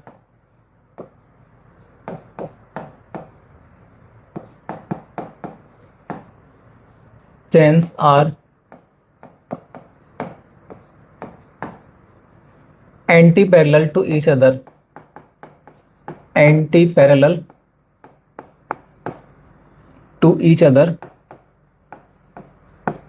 anti-parallel to each other। इन्होंने बताया कि जो चेन होती है यहाँ पे, जैसे मान लीजिए कि एक जो चेन है इसकी पोलैरिटी है क्या, 5 प्राइम टू 3 प्राइम, दूसरी जो चेन होगी उसकी पोलैरिटी क्या होगी यहाँ पे, मतलब उसके सामने होगी ये एंटी पैरेलल मैनर में इस तरह से। 5 प्राइम टू 3 प्राइम है, इसके सामने वाली कौन सी होगी, 3 प्राइम टू 5 प्राइम। तो दोनों जो चेन होती हैं पॉलीन्यूक्लियोटाइड चेन ये कैसी होती हैं, एक दूसरे के एंटी पैरेलल होती हैं। अब देखिए ये बताने का भी रीज़न था, पहली चीज़ तो यहाँ पे ये, जैसे हम ये मान लें, जैसे मान लेते हैं कि देखिए ये चेन है, ये मान लेते हैं ये तो है इसकी बैकबोन, ठीक है ना। जो बैकबोन है एक्चुअल में ये बनी होती है किसकी, शुगर एंड फॉस्फेट की। Backbone is compose of sugar and phosphate, and यहाँ पे ये है नाइट्रोजन बेस। तो मान लेते हैं अगर हमने इस तरह से इसको इमेजिन किया है एक चेन को, ये है 5 प्राइम और ये क्या है 3 प्राइम, 5 प्राइम और ये क्या है 3 प्राइम। देखिए एक्चुअल में हुआ क्या था, इवन जब वॉटसन एंड क्रिक जब इसका मॉडल को प्रिपेयर कर रहे थे तो पहले तो इनको ये भी आइडिया नहीं था एक्चुअल में कि ये जो फॉस्फेट होते हैं, आज तो हमें पता है कि जो फॉस्फेट है, शुगर एंड फॉस्फेट की क्या होती है, बैकबोन होती है, एंड जो नाइट्रोजन बेस है वो इस तरह से निकले होते हैं। उस समय पहले जब इन्होंने, मतलब ये पहले भी ट्राई कर चुके थे जो मॉडल है डीएनए का, इनको पहले आइडिया नहीं था कि जो फॉस्फेट है, फॉस्फेट को कहाँ रखना है, फॉस्फेट को मतलब इधर बाहर की तरफ रखना है बैकबोन में, या जो फॉस्फेट है उसको अंदर रखना है। तो इनको कन्फ्यूजन था कि नाइट्रोजन बेस बाहर की तरफ होंगे, मतलब नाइट्रोजन बेस इस बैकबोन में होंगे, या फिर जो फॉस्फेट है वो इस बैकबोन में होगा। पहले तो जो ये स्ट्रक्चर बता रहे थे उसके अंदर ये इमेजिन कर रहे थे एक्चुअल में कि जो फॉस्फेट है, फॉस्फेट तो होगा अंदर की तरफ, एंड जो नाइट्रोजन बेस है वो कहाँ होंगे, बाहर की तरफ होंगे। ये लोग पहले मान के चल रहे थे कि नाइट्रोजन बेस है वो बाहर की तरफ होंगे। लेकिन जो यहाँ पे फ्रैंकलिन थी एक्चुअल में, ठीक है, जैसे मैंने बताया आपको, इनका जो भी डेटा था ये काफ़ी हेल्पफुल रहा इनके लिए। जो फ्रैंकलिन थी, फ्रैंकलिन ने एक्चुअल में जो भी यहाँ पे चीज़ें बताई थी डीएनए के बारे में, इन्होंने ये भी कंक्लूड किया था एक्चुअल में कि जो फॉस्फेट है ये होता है बाहर की तरफ। इनके अकॉर्डिंग जो फॉस्फेट है वो तो होता है कहाँ की तरफ, बाहर की तरफ। मतलब जो फॉस्फेट है, शुगर एंड फॉस्फेट की होती है क्या, बैकबोन, एंड जो नाइट्रोजन बेस है वो होते हैं अंदर की तरफ इस तरह से। इसके पीछे इन्होंने रीज़न एक्चुअल में ये भी दिया था कि देखिए होता क्या है, अगर आप ऐसा समझे, जो डीएनए है उसमें जैसे ये फॉस्फेट जो है ये बाहर की तरफ है, अब इसकी वजह से क्या होता है, जो स्ट्रक्चर ये काफ़ी स्टेबल होगा, क्योंकि जो फॉस्फेट है, फॉस्फेट होता है कैसा, हाइड्रोफिलिक, एंड जो नाइट्रोजन बेस है वो कंपेरेटिवली कैसे होते हैं, हाइड्रोफोबिक। तो भाई बाहर जो भी एक्वा सॉल्यूशन है, जो भी वाटर है, वाटर के कांटेक्ट में कौन रहेगा, यहाँ पे फॉस्फेट रहेगा, और जो नाइट्रोजन बेस है वो अंदर की तरफ रहेंगे। जैसे मान लीजिए आपको पता है कि डीन होता है डबल स्टैंडर्ड, ये तो फॉस्फेट एक्चुअल में कहाँ प्रेजेंट है, फॉस्फेट प्रेजेंट है बाहर की तरफ, एंड जो नाइट्रोजन बेस है वो कहाँ प्रेजेंट है, अंदर की तरफ। इसकी वजह से फायदा क्या होगा, फॉस्फेट इज हाइड्रोफिलिक, अगर ये हाइड्रोफिलिक है तो उसकी वजह से जो फॉस्फेट है तो स्टेबल रहेगा एक्वा सॉल्यूशन में, एंड जो नाइट्रोजन बेस है ये होते हैं कंपेरेटिवली हाइड्रोफोबिक, तो अंदर की तरफ रहेंगे, तो जो एक्वा सॉल्यूशन है, जो वाटर है, उससे ये प्रोटेक्टेड रहेंगे। तो ये जो फाइंडिंग थी एक्चुअल में फ्रैंकलिन की, इन्हीं को फिर इन्होंने यूज़ किया और इन्होंने बताया कि जो शुगर एंड फॉस्फेट है उसकी तो क्या बनी होती है, बैकबोन बनी होती है, एंड जो नाइट्रोजन बेस है वो अंदर की तरफ प्रोजेक्टेड रहते हैं। अब देखिए इसमें भी शुगर एंड फॉस्फेट की तो क्या होगा, ये बैकबोन, और ये क्या है यहाँ पे, नाइट्रोजन बेस। अगर मान लीजिए दूसरा जो स्ट्रैंड है, अगर उसको भी ये ऐसे बताएंगे कि भाई ये रहा दूसरा स्ट्रैंड, अगर आप ये मान लो कि दूसरा जो स्ट्रैंड है ये वैसे ये 5 to 3 में, ये रहा 5 प्राइम, ये रहा 3 प्राइम, ये तो होगा शुगर एंड फॉस्फेट, तो सिंपल सी बात है, जो नाइट्रोजन बेस है उनका जो ओरिएंटेशन है वो इधर ही होगा, लेकिन इनको क्या करना था, यहाँ पे पेयरिंग करनी थी। तो पेयरिंग कराने के लिए उन्होंने क्या किया, इन्होंने बताया कि भाई एक अगर 5 to 3 है तो दूसरी वाली जो चेन है वो कैसी होगी, 3 to 5 होगी। जब आप इसको उल्टा कर दोगे 3 to 5, तो उसकी वजह से क्या होता है, ये जो नाइट्रोजन बेस का जो ओरिएंटेशन है ये चेंज हो जाएगा। इसको कर दिया इन्होंने क्या, 3 to 5, ये कर दिया 3, ये क्या कर दिया 5, तो ये एक तरह से कैसी होगी, एंटी पैरेलल। अब इसकी वजह से क्या होगा, जो ओरिएंटेशन है नाइट्रोजन बेस का वो हो जाएगा इधर। जब इधर हो जाएगा तो क्या होगा, यहाँ पे जो भी बेस था और यहाँ पे जो भी था उसकी क्या हो जाएगी, पेयरिंग हो जाएगी। तो एक तो रीज़न यहाँ पे ये था मेन, जिसकी वजह से उन्होंने क्या बताया यहाँ पे कि दोनों जो चेन है वो कैसी होती हैं, एंटी पैरेलल होती है। जब एंटी पैरेलल होंगी तभी क्या होगा, इनके जो नाइट्रोजन बेस है वो एक दूसरे के सामने आ पाएंगे, ये क्या करेंगे, ये पेयरिंग करेंगे। अगर मान लीजिए दोनों ही कैसी हुई 5 प्राइम to 3 प्राइम सामने, तो फिर जिनकी पेयरिंग है वो पॉसिबल नहीं है। इसके अलावा इसका एक और फायदा ये भी है, हमको ये पता है कि जो 3 प्राइम है वो क्या होता है, ग्रोइंग एंड होता है। तो जो भी डीएनए ग्रो करता है वो ग्रो करता है कि डायरेक्शन में, 3 प्राइम में, तो ये यहाँ पे इस तरह से इधर ग्रो कर सकता है, एंड ये वाला जो डीएनए है ये इस तरह से यहाँ पे ग्रो कर सकता है। तो दोनों जो चीज़ें हैं वो यहाँ से क्लियर होती हैं। तो चेन यहाँ पे कैसी होती हैं, एंटी पैरेलल होती हैं, एंड इसको ये भी यहाँ पे नोट कर लें कि जो बैकबोन है, backbone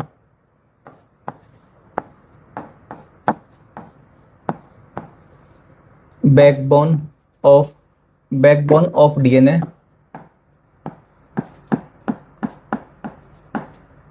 consist of alternating unit of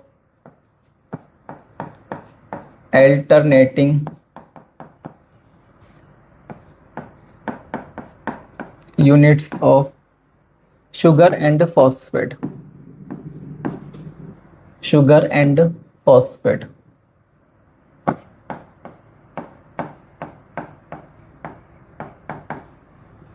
backbone of DNA consist of alternating unit of sugar and phosphate. ये जो बैकबोन होती है, ये बैकबोन ये बनी होती है किसकी, alternating unit of sugar and phosphate. मतलब इनमें क्या मिलेगा आपको, शुगर फॉस्फेट, फिर शुगर फॉस्फेट, फिर शुगर, फिर फॉस्फेट, इस तरह से मिलते हैं शुगर एंड फॉस्फेट, अल्टरनेटिव इनकी यूनिट होती है। ठीक है, तो ये हो गया बैकबोन। मतलब देखिए ये जो है जैसे लेडर है तो इसका जो ये बैकबोन है ये तो ये होता है शुगर एंड फॉस्फेट का, एंड यहाँ पे बीच में क्या होते हैं, ये बेस पेयर्स।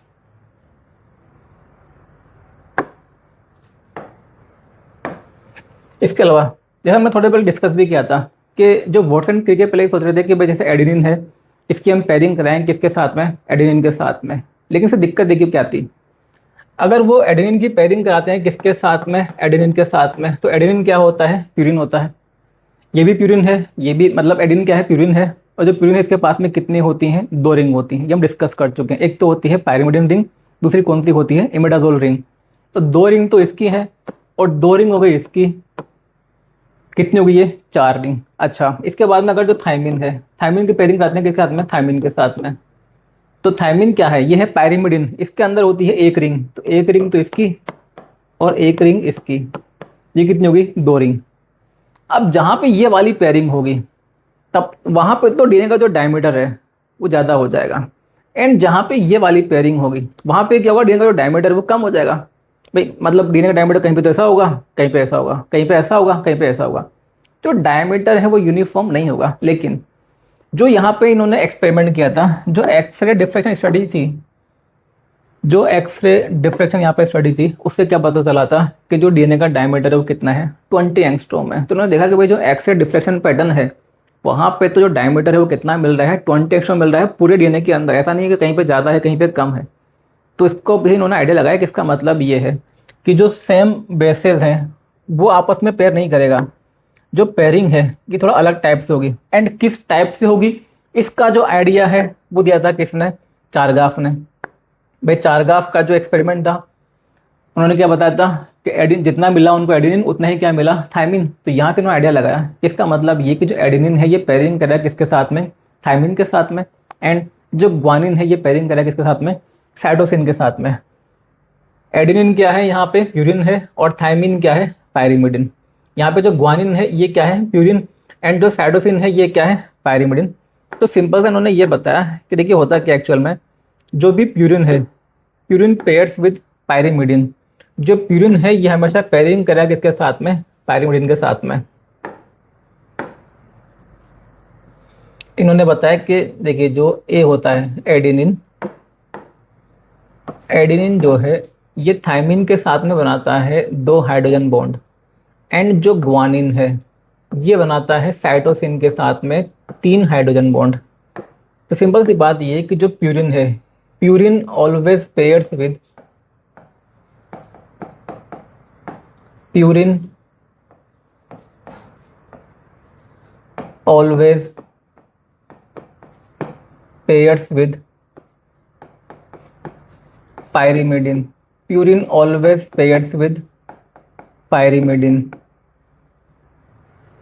यहाँ पे अगर प्यूरिन है तो यहाँ पे क्या होगा, पायरिमिडिन होगा, यहाँ पे प्यूरिन है तो यहाँ पे क्या होगा, पायरिमिडिन होगा। मतलब एक तरफ प्यूरिन है सेकंड तरफ क्या होगा, पायरिमिडिन होगा। इसका देखो फायदा मेनली ये है, इसकी वजह से जो यहाँ पे डायमीटर है पूरे डीएनए का वो कैसा रहेगा, सेम रहेगा। भाई प्यूरिन का मतलब क्या हो गया, प्यूरिन का मतलब हो गया 2 रिंग, एंड पायरिमिडिन का मतलब क्या हो गया, सिंगल रिंग। तो कितनी हो गई ये, 3 रिंग। जब एक तरफ प्यूरिन है और दूसरी तरफ क्या है, पायरिमिडिन है, तो जो डीएनए है उसका जो डायमीटर वो हमेशा सेम रहेगा, क्योंकि जो बेस पेयर है उसमें हमेशा जो रिंग है वो कितनी रहेंगी, 3 रहेंगी। तो डायमीटर हमेशा यूनिफॉर्म रहेगा, ये आपको ध्यान रखना है। तो इसकी वजह से ये जो उन्होंने पेयरिंग बताई है इसकी वजह से क्या होता है, because purine always pairs with pyrimidine, इस वजह से क्या होता है, यूनिफॉर्म जो डायमीटर है डीएनए का वो हमें देखने को मिलता है। It maintains uniform diameter of DNA 20 angstrom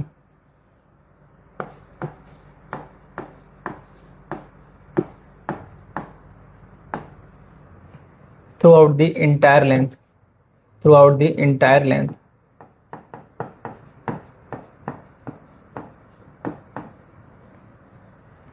तो इसकी वजह से क्या होता है, डीएनए का पूरा डायमीटर वो कितना मिलेगा, 20 एंगस्ट्रॉम मिलेगा, एंड डीएनए का डायमीटर वो सेम रहेगा, चेंज नहीं होगा, because purine always pairs with pyrimidine.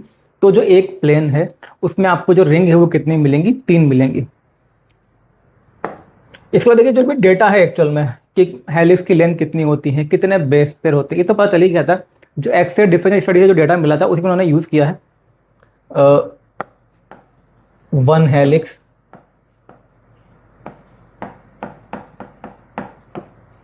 या 1 टन, 1 हेलिक्स या जो 1 टन होता है इसकी जो लेंथ होती है ये होती है कितनी, 34 एंगस्ट्रॉम या 3.4 नैनोमीटर।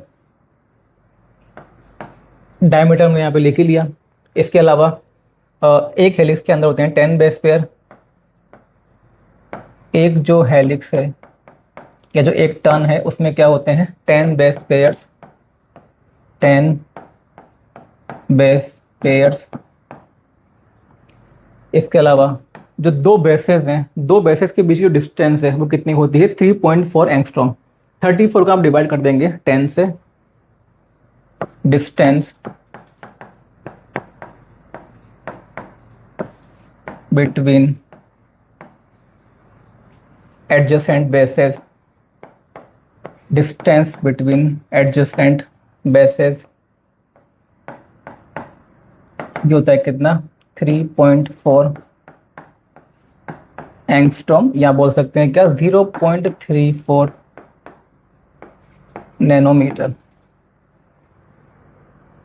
इसके लिए नहीं बताया कि जो भी बेस पेयर होते हैं, बेस पेयर क्या करते हैं? एक दूसरे के ऊपर स्टैकिंग करते हैं। मतलब जैसे एक हेलिक्स है, एक हेलिक्स के अंदर मिलने कितने? 10 बेस पेयर, तो एक उसके ऊपर है, मतलब एक, फिर दूसरा, फिर तीसरा, इस तरह से मिलते हैं ये। इसके अलावा देखिए, अब ऐसा नहीं कि जो बेस पेयर है बिल्कुल सीधे स्टैकिंग करेंगे, क्योंकि डीएनए कैसा है? कोइल्ड होता है। तो एक्चुअल में क्या होगा यहाँ पे, जो जैसे मान लीजिए एक बेस पेयर ऐसे मिल रहा है, फिर उसके नीचे दूसरा बेस पेयर ऐसे है, फिर तीसरा बेस पेयर ऐसे है, फिर ये फोर्थ है, फिर ये फिफ्थ है। जो बेस पेयर है इनकी क्या होती है? स्टैकिंग होती है। तो कई सारे बेस पेयर एक दूसरे के ऊपर अरेंज होते हैं। इसकी वजह से क्या होता है, जो डीएनए होता है काफ़ी स्टेबल होता है। मतलब एक आध बेस पेयर अगर निकल भी जाए तो जो पूरा डीएनए है ये कोलैप्स नहीं होगा।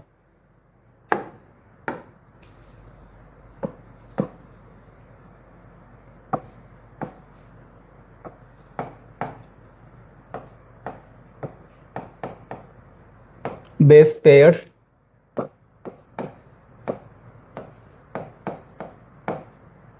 stacks over each other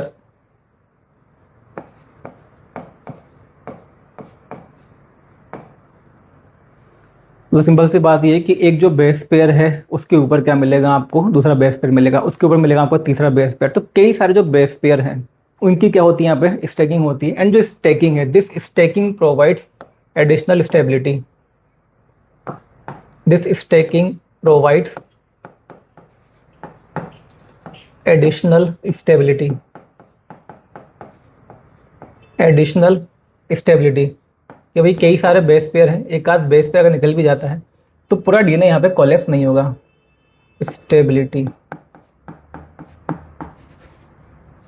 भाई सिंपल सी बात, जैसे जो लेडर होती है, अब लेडर के अंदर मान लीजिए ये कई सारे स्टेप्स हैं। अब कई सारे अगर स्टेप्स हैं तो कोई एक आध स्टेप अगर निकल भी जाता है तो उसकी वजह से जो लेडर है ये खराब नहीं होगी। तो ऐसे ही जो डीएनए है इसके पास में कई सारे क्या होते हैं? बेस पेयर होते हैं। इनकी स्टैकिंग होती है जिसकी वजह से इसको ये एडिशनल स्टेबिलिटी प्रोवाइड करते हैं। लेकिन ध्यान आपको ये रखना है कि ऐसा नहीं कि जो मतलब स्टैकिंग बिल्कुल सीधी है, ऐसा नहीं कि बिल्कुल ऐसे जा रहे हैं ये, क्योंकि डीएनए कैसा है?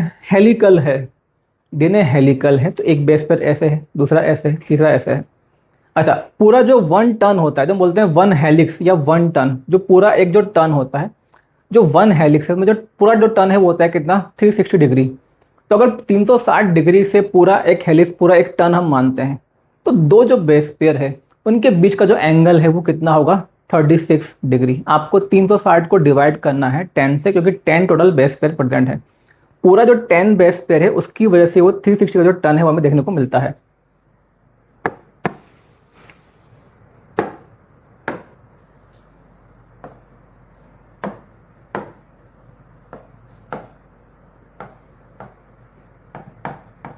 देखिए, जो वन टर्न होता है या जो वन हेलिक्स है, वन टर्न या जो वन हेलिक्स है, अगर हम एंगल देखते हैं तो पूरा हेलिक्स का जो एंगल है, मतलब पूरा ये जब घूम जाता है तो कितना होता है? ये 360 डिग्री का। तो अगर हमें ये देखना हो कि दो बेस पे या दो जो बेसेस हैं उनके बीच का एंगल क्या होगा, तो थोड़ा सा टिल्ट रहेगा, ये सीधे तो होंगे नहीं, तो ऐसे है, एक ऐसा रहेगा, एक ऐसा रहेगा, एक ऐसा रहेगा। Angle between two bases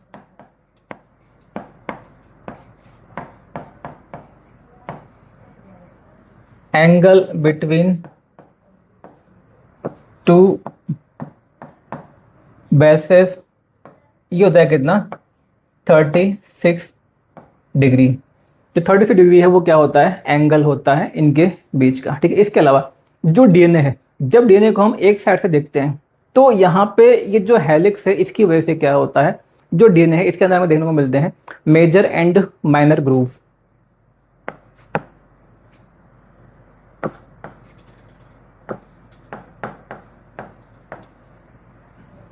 major and minor groove are present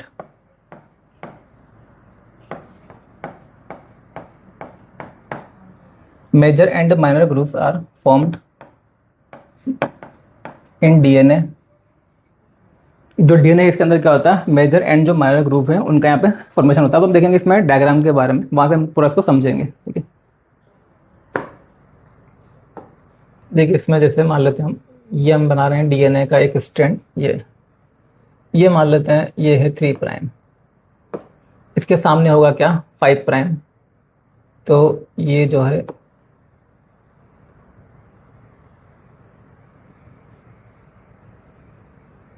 इस तरह से ये हो गया 5 प्राइम। अब इसमें आप देखेंगे अगर हम एक तरफ से देखते हैं, देखिए ये जो आप देखेंगे ये काफ़ी ज़्यादा डिप्रेशन यहाँ पे मिल रहा है हमको। ये जो है ना इसको हम बोलेंगे मेजर ग्रूव, मेजर ग्रूव। और हम यहाँ पे देखेंगे ये छोटा सा ही है, इसको क्या बोलेंगे माइनर ग्रूव, माइनर ग्रूव। आप देखेंगे फिर से काफ़ी बड़ा डिप्रेशन है या काफ़ी बड़ा ग्रूव है ये है मेजर ग्रूव।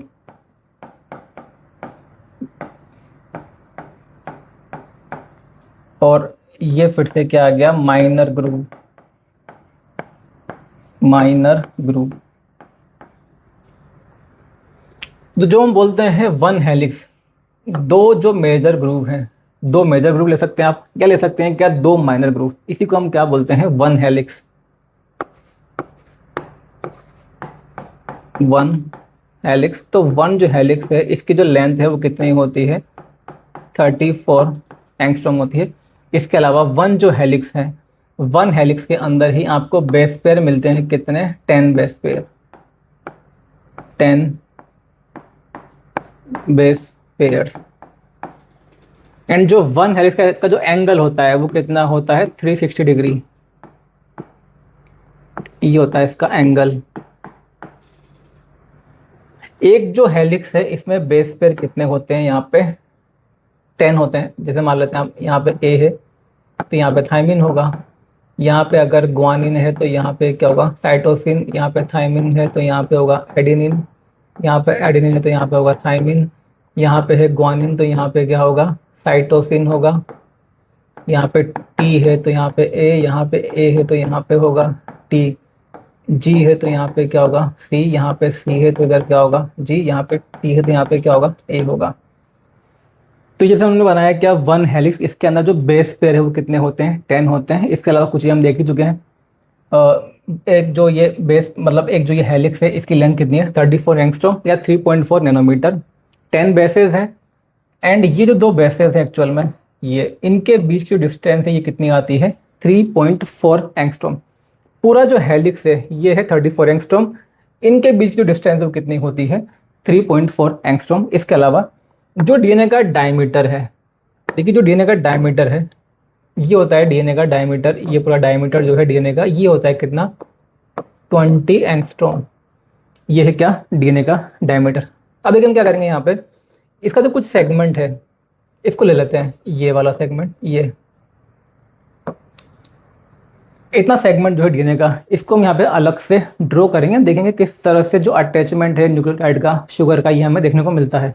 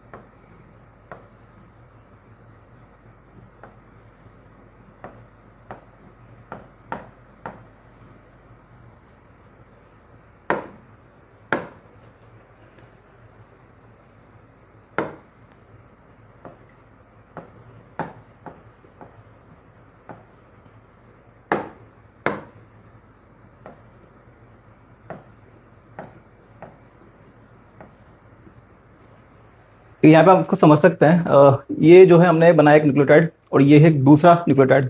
जो भी न्यूक्लियोटाइड होता है उसके अंदर क्या होता है, ये तो शुगर है, शुगर जो है इसका जो फर्स्ट कार्बन है इसमें आप नंबरिंग कर सकते हैं, देखिए first, second, third, fourth, fifth, ऐसे इसमें नंबरिंग करेंगे तो first, second, third, fourth and fifth carbon.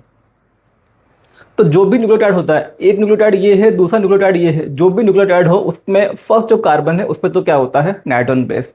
और यहाँ पे जो बॉन्ड है इसको हम क्या बोलते हैं, एन ग्लाइकोसाइडिक बॉन्ड। ये सारी चीज़ें हम पहले डिस्कस कर चुके हैं। एंड ये जो कार्बन है, इस कार्बन पे मतलब शुगर के ही फिफ्थ कार्बन पे जो फॉस्फेट है ये अटैच होता है। शुगर का जो फर्स्ट कार्बन है उस पर अटैच होता है क्या, नाइट्रोजन बेस। एंड जो उसी शुगर का फिफ्थ कार्बन है उस पर क्या अटैच होता है, फॉस्फेट। तो ये क्या बन गया, एक न्यूक्लियोटाइड।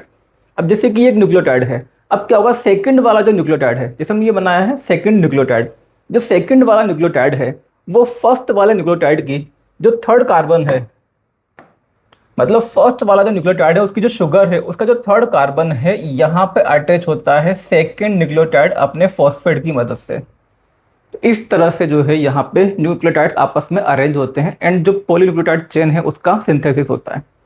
तो ये अटैच हो गया इसमें। अब देखिए यहाँ पे हुआ क्या, तो ये वाला जो, अच्छा जो सेकंड वाला जो है इसका ये जो थर्ड कार्बन है ये अभी फ्री है।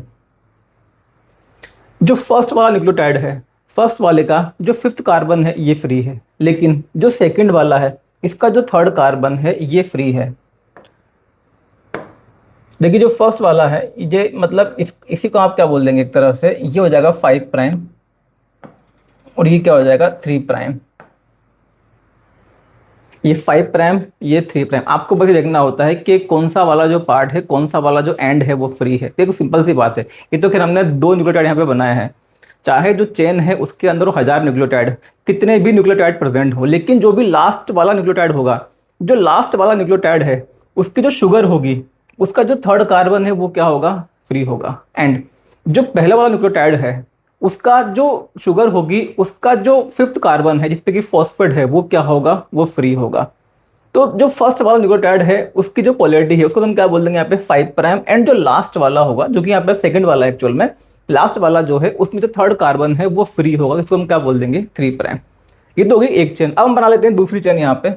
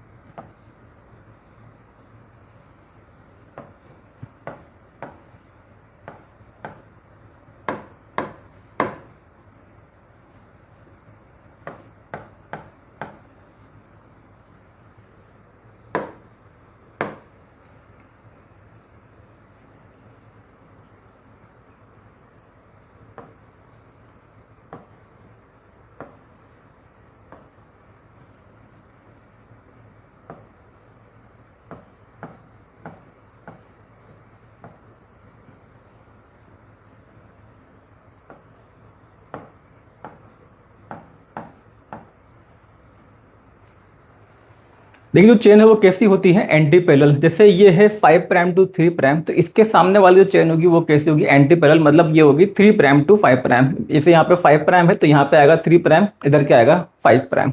अब देखिए इसमें हमने बनाया इसको एंटी पैरेलल मैनर में। जो न्यूक्लियोटाइड्स है, न्यूक्लियोटाइड के अंदर नाइट्रोजन बेस एंड जो फॉस्फेट है उनका जो अरेंजमेंट है बिल्कुल वैसा ही रहेगा। जैसे ये एक न्यूक्लियोटाइड हमने बनाया है, अब इसमें आप अगर काउंट करेंगे, इसमें हम नंबरिंग करें तो ये तो रहा इसमें फर्स्ट कार्बन। जो फर्स्ट कार्बन है इसी पे क्या होगा, नाइट्रोजन बेस होता है और बॉन्ड होता है यहाँ पे, मतलब ये जो बॉन्ड है ये होता है N glycosidic bond. Second carbon, third carbon, fourth carbon, fifth carbon. जो फिफ्थ कार्बन है इस पे क्या है, फॉस्फेट है। ऐसे बात कर लेते हैं हम इस वाले न्यूक्लियोटाइड के बारे में। इसमें भी देखो ये फर्स्ट कार्बन, इस पे क्या प्रेजेंट है, नाइट्रोजन बेस। ये सेकेंड कार्बन, ये थर्ड कार्बन, ये फोर्थ कार्बन एंड ये क्या है, फिफ्थ कार्बन। सेकंड वाला जो न्यूक्लियोटाइड है ये हमेशा फर्स्ट वाला जो न्यूक्लियोटाइड है, क्या सिंपल सा आप बोल सकते हो, जो भी नेक्स्ट या अपकमिंग जो भी न्यूक्लियोटाइड होता है वो प्रीवियस जो न्यूक्लियोटाइड है उसकी शुगर के थर्ड कार्बन पे अटैच होता है। जैसा आपने यहाँ पे देखा था, ये फर्स्ट वाला था, ये सेकंड वाला। जो सेकंड वाला न्यूक्लियोटाइड जो हमने ग्रीन से बनाया है, ये पहले वाला जो न्यूक्लियोटाइड है इसकी जो शुगर है उसके थर्ड कार्बन पे अटैच होता है। देखिए इसी वजह से क्या होता है, जो भी नई चेन बनती है उसकी जो डायरेक्शन है, मतलब चाहे डीएनए बने चाहे आरएनए बने, आपको ध्यान रखना है जो सिंथेसिस होता है चेन का वो होता है 5 प्राइम टू 3 प्राइम। मतलब पहले से जो भी न्यूक्लियोटाइड प्रेजेंट है, सेकंड वाला जो न्यूक्लियोटाइड है पहले वाले न्यूक्लियोटाइड की शुगर के थर्ड कार्बन पे ही हमेशा अटैच होता है, ये ध्यान रखना है। तो ये अटैच हुआ, ऐसे ही क्या हुआ यहाँ पे, अब देखिए यहाँ पे ये फर्स्ट वाला है और ये क्या है सेकंड वाला। इसमें भी ये पहले कार्बन पे नाइट्रोजन बेस है, फिफ्थ कार्बन पे क्या है फॉस्फेट है। अब ये जो फर्स्ट वाला न्यूक्लियोटाइड है ये रहा सेकंड वाला न्यूक्लियोटाइड। सेकंड वाला जो न्यूक्लियोटाइड है पहले वाले की शुगर के थर्ड कार्बन पे अटैच होगा। जैसे यहाँ अटैच हुआ था ऐसे ये यहाँ पे अटैच हो गया। अब इसमें अगर आप देखेंगे पोलैरिटी, देखिए इसमें ये सेकंड वाला है तो इसका जो थर्ड कार्बन है ये फ्री है और ये है इसका क्या फिफ्थ कार्बन। तो जो यहाँ पे पोलैरिटी है ये क्या होगी, यहाँ पे जो पोलैरिटी है एक्चुअल में भाई इसका ये थर्ड कार्बन फ्री है, ये हो गया 3 प्राइम एंड ये कौन सा है फिफ्थ कार्बन। होता है क्या एक्चुअल में, जो भी पहले वाला न्यूक्लियोटाइड होता है फर्स्ट वाला जो न्यूक्लियोटाइड है उसका जो 5 प्राइम एंड होता है, चाहे आप इसकी बात करें चाहे आप इसकी आप बात करें, जो फर्स्ट वाला न्यूक्लियोटाइड होता है उसका जो 5 प्राइम एंड है मतलब जो फिफ्थ कार्बन है उस पर क्या होता है फॉस्फेट होता है। अब उस पर कोई और चीज़ अटैच नहीं हो सकती। एक एग्जांपल लेते हैं, जैसे मान लीजिए ये है फर्स्ट न्यूक्लियोटाइड इस केस में और ये कौन सा है सेकंड। अब अगर आपसे पूछा जाए कि जो सेकंड वाला जो न्यूक्लियोटाइड है इसका जो फिफ्थ कार्बन है, ये रहा इसका फिफ्थ कार्बन जिस पे क्या प्रेजेंट है फॉस्फेट है, तो ये फ्री है या किसी के साथ में अटैच्ड है। देखिए ये अटैच्ड है, ये जो फिफ्थ कार्बन है इसी की मदद से तो ये इस वाले न्यूक्लियोटाइड से अटैच्ड है। लेकिन जो फर्स्ट वाला है, फर्स्ट वाले का जो फॉस्फेट है, जो फॉस्फेट फिफ्थ कार्बन पे प्रेजेंट है वो क्या होता है हमेशा फ्री होता है। तो आपको ध्यान रखना है कि फर्स्ट वाला जो न्यूक्लियोटाइड होगा उसका जो फिफ्थ कार्बन पे जो फॉस्फेट प्रेजेंट है वो किसी से अटैच्ड नहीं है। केवल यही न्यूक्लियोटाइड ऐसा होगा फर्स्ट वाला जिसका जो फिफ्थ कार्बन है वो कैसा होता है फ्री होता है। बाकी जितने भी न्यूक्लियोटाइड आएंगे भाई सिंपल सी बात है, जो भी न्यूक्लियोटाइड आएगा वो अपने फॉस्फेट की मदद से ही तो अटैच होता है प्रीवियस वाले न्यूक्लियोटाइड से। तो फ्री कौन सा रहेगा, फर्स्ट वाला जो न्यूक्लियोटाइड है उसका जो फिफ्थ कार्बन पे फॉस्फेट है वो हमेशा फ्री रहेगा। तो यहाँ पे ये हो गया क्या 5 प्राइम एंड जो भी लास्ट वाला होता है लास्ट वाले का हमेशा कौन सा कार्बन फ्री होगा, यहाँ पे फ्री होगा कौन सा थर्ड कार्बन। ये तो हमने खैर 2 बना है, इवन चाहे आप बनाए 1000 न्यूक्लियोटाइड तो जो भी लास्ट वाला न्यूक्लियोटाइड होगा उसका जो थर्ड कार्बन है ये थर्ड कार्बन ये फ्री होगा। अच्छा ये फर्स्ट वाले का थर्ड कार्बन फ्री नहीं है क्योंकि फर्स्ट वाले का जो थर्ड कार्बन है उस पर जो सेकंड वाला न्यूक्लियोटाइड है वो अटैच्ड है। ऐसे ही आपको यहाँ पे करना है, ये है यहाँ पे क्या फर्स्ट वाला न्यूक्लियोटाइड, इससे अटैच होता है कौन सेकंड न्यूक्लियोटाइड। तो सेकंड वाला जो है वो फर्स्ट वाला न्यूक्लियोटाइड की जो शुगर है उसका जो थर्ड कार्बन है यहाँ पे क्या होता है अटैच होता है। ठीक है, तो अच्छा ये इसका फिफ्थ कार्बन है तो ये हो गया क्या 5 प्राइम, फर्स्ट वाले का ये 5 प्राइम हो गया एंड जो लास्ट वाला होगा तो लास्ट वाला जो है उसका जो थर्ड कार्बन है ये फ्री होगा तो ये क्या हो गया 3 प्राइम। तो 5 प्राइम टू 3 प्राइम। अब देखिए इसके अंदर अगर हम बात करते हैं बॉन्ड के बारे में तो जैसे ए एंड टी इनके बीच में क्या मिलते हैं 2 hydrogen bonds and G and C इनके बीच में क्या मिलते हैं 3 हाइड्रोजन बॉन्ड्स। तो ये तो हो गए यहाँ पे हाइड्रोजन बॉन्ड्स, हाइड्रोजन बॉन्ड्स। इसके अलावा एक जो न्यूक्लियोटाइड है दूसरा वाला जो न्यूक्लियोटाइड है जब ये आपस में अटैच होते हैं तो इनके बीच में क्या बनते हैं, इनके बीच में बॉन्ड बनते हैं, इनको हम बोलते हैं फॉस्फोएस्टर बॉन्ड। जैसे एग्जांपल के लिए यहाँ पे आप देखेंगे ये जो फॉस्फेट है और इसके साथ में जो यहाँ पे बॉन्ड बना है ये है फॉस्फोएस्टर बॉन्ड।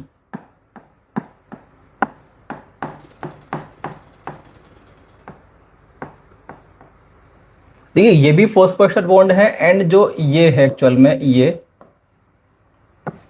ये भी क्या है phosphoester bond.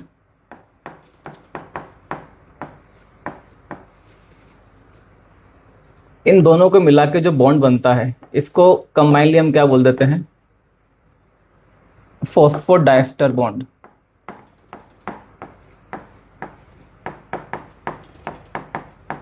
Phosphodiester bond, phosphoester bond और ये पूरा मिला के इसको क्या बोल देते हैं हम फॉस्फोडाइस्टर बॉन्ड या फॉस्फोडाइस्टर लिंकेज। इसके अलावा जो नाइट्रोजन बेस है शुगर एंड नाइट्रोजन बेस, मतलब जैसे आप देखोगे ये वाला जो बॉन्ड है ये वाला जो बॉन्ड है ये, या फिर इसकी हम बात करें तो जो भी शुगर पे नाइट्रोजन बेस प्रेजेंट है हमेशा फर्स्ट कार्बन प्रेजेंट होता है एंड जो बॉन्ड होता है यहाँ पे इसी को हम क्या बोलते हैं, एन ग्लाइकोसाइडिक बॉन्ड। तो ये रहा N glycosidic bond.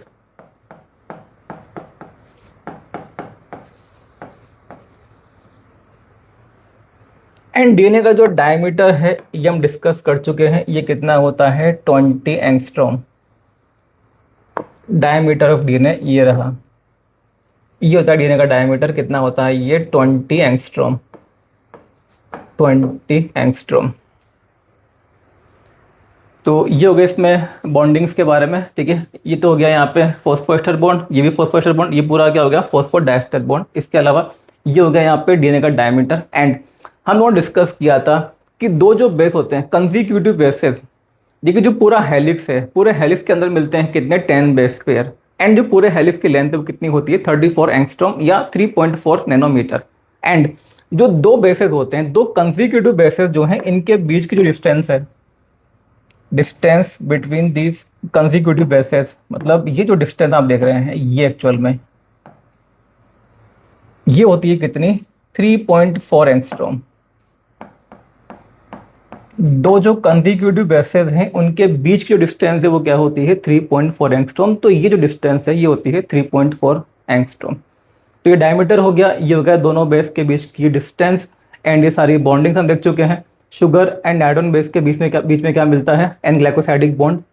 Sugar and phosphate के बीच में क्या मिलता है फॉस्फोएस्टर बॉन्ड। एंड जब एक न्यूक्लियोटाइड अटैच होता है दूसरे वाले न्यूक्लियोटाइड से तो वहाँ भी क्या बनता है फॉस्फोएस्टर बॉन्ड। एंड ये जो दो फॉस्फोएस्टर बॉन्ड है इनको मिला के क्या बोल देते हैं फॉस्फोडाइस्टर बॉन्ड। इसके अलावा ये यहाँ पे हाइड्रोजन बॉन्ड है, ए एंड टी के बीच में होते हैं दो hydrogen bond. And G and C जो है इनके बीच में क्या होते हैं 3 हाइड्रोजन बॉन्ड। ये है 5 प्राइम टू 3 प्राइम। एंड ये कैसा है 3 प्राइम टू 5 प्राइम, मतलब जो डीएनए के स्ट्रैंड है वो कैसे होते हैं एंटी पैरेलल होते हैं, ठीक है ना। तो यहाँ पे हमने देख लिया कि किस तरह से आप जो पूरा न्यूक्लियोटाइड है उसमें जो अरेंजमेंट है उसको आप समझ सकते हैं, ठीक है। तो यहाँ पे जो डीएनए का स्ट्रक्चर है ये होता है कंप्लीट। इसके आगे जो भी कहानी है वो हम देखेंगे नेक्स्ट क्लास में।